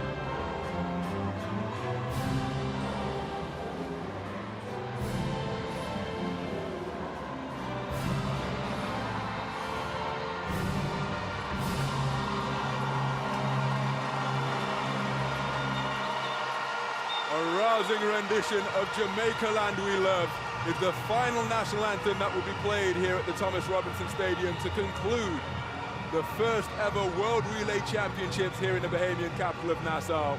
It is the Jamaicans who once again take the top spot on the podium when it comes to a men's 4x100 meters, a one-lap relay. But Trinidad and Tobago come away with the silver, Great Britain the bronze, after what was a wonderful way to conclude these championships. Johan Blake and his teammates, 2 out of 2 in terms of the sprint relays they contested. They took the 2-lap relay in a world record time and then delivered in a 4x1 in the absence of the Americans who faltered in the heats. And this was the changeover in the final leg. And there we see the others as well. Nicola Ashmead handing off, but at the winning moment when Blake crossed the line, Richard Thompson, well, he might puff out his cheeks because he ran a brilliant final leg. I think you could argue he had a better final leg than Johan Blake, and he reminded us all why he's a double Olympic silver medalist. He was unlucky to miss out on a medal, ran inside 10 seconds in London, but was nowhere near the medals. And look at that, the United States, well, they are a nation that grow up on relays all the way through high school and into college, and perhaps that's made the difference. A great second place, as you'd expect for Jamaica, and Kenya finished third as a result of those 3 victories and their second place in the women's 800 metres. Those 3 nations miles clear from the rest, but hopefully all the athletes who've taken part here from Italy, Canada, Venezuela, Qatar and the People's Republic of China, hopefully they'll go home and tell their friends, you need to come and take part in the second edition of these IAAF relays, because they have been absolutely magnificent and we've enjoyed every single second. Well, this is a celebration here of the victorious team, really. The American team, winners of the golden bat, and in the end, quite emphatically, really, wasn't it? It's good to see also that 29 nations were represented on that points list, so really good spread around the world. And of course, there have been a lot of national records, a lot of area records on these championships, as well, of course, as those 3 world records. 55 athletes the USA brought here. They contested each and every event that was available, and that strength in depth, that consistency, not to mention the number of gold medal winning performances they produced, but the fact that they contested every event, a strong part, a strong factor in their gold baton winning success. Well, presenting the prizes now, the president of the IAAF, the giving it to the captains of the victorious team. But they've had some disappointments in the 4x1 men, but they've had some great performances also in the 4x800 metres or the 8 laps for women. So the inaugural golden baton goes to the team from the United States. So many great victories, and not just in the sprints. The women's 8-lap relay with a magnificent victory anchored home by Brenda Martinez. The ticker tape is flying across the Thomas A. Robinson Stadium. Some wonderful athletes have graced it with their presence for the last 2 days, and I think the Bahamians have laid down a great platform for the continuation of what will hopefully turn out to be a must-have event on the annual sporting calendar. And just as the event is about to conclude, we've got precipitation here in the Bahamas. It is beginning to drizzle, but that will not dampen the spirits of what has been an absolutely wonderful weekend of athletics. The golden baton held aloft by the United States team. Well, this is the classic raining on the parade, isn't it, really? But I don't think it's going to dampen the spirits of the Americans. They had a great performance here. And I must join in with my commentator colleagues and say what a wonderful championship this has been. It's a new avenue for athletics, but I think it's a good one. There's a lot of things here that we can take on to even the World Championships and incorporate. But from me and the rest of our co-commentators here, I think we thoroughly enjoyed our evenings.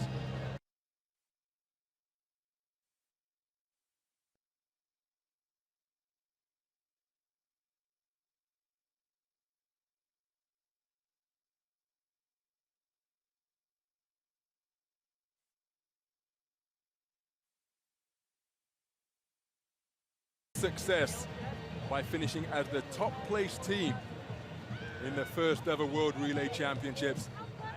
That will wrap up the proceedings from what has been an absolutely fantastic 2 days of competition here in Nassau, underlined by 3 world records and 37 national records. Wide breadth of nations turned up. They all gave their best, and 37 of them, 37 times, we had best ever times from the nations. So to conclude the 2 days of competition, it just remains for me, on behalf of the entire commentary team, to say thanks for staying with us, and join us next time, next year, for the 2nd edition of the World Relay Championships from Nassau, the Bahamian capital. Thanks for staying with us, and we wish you a very good night.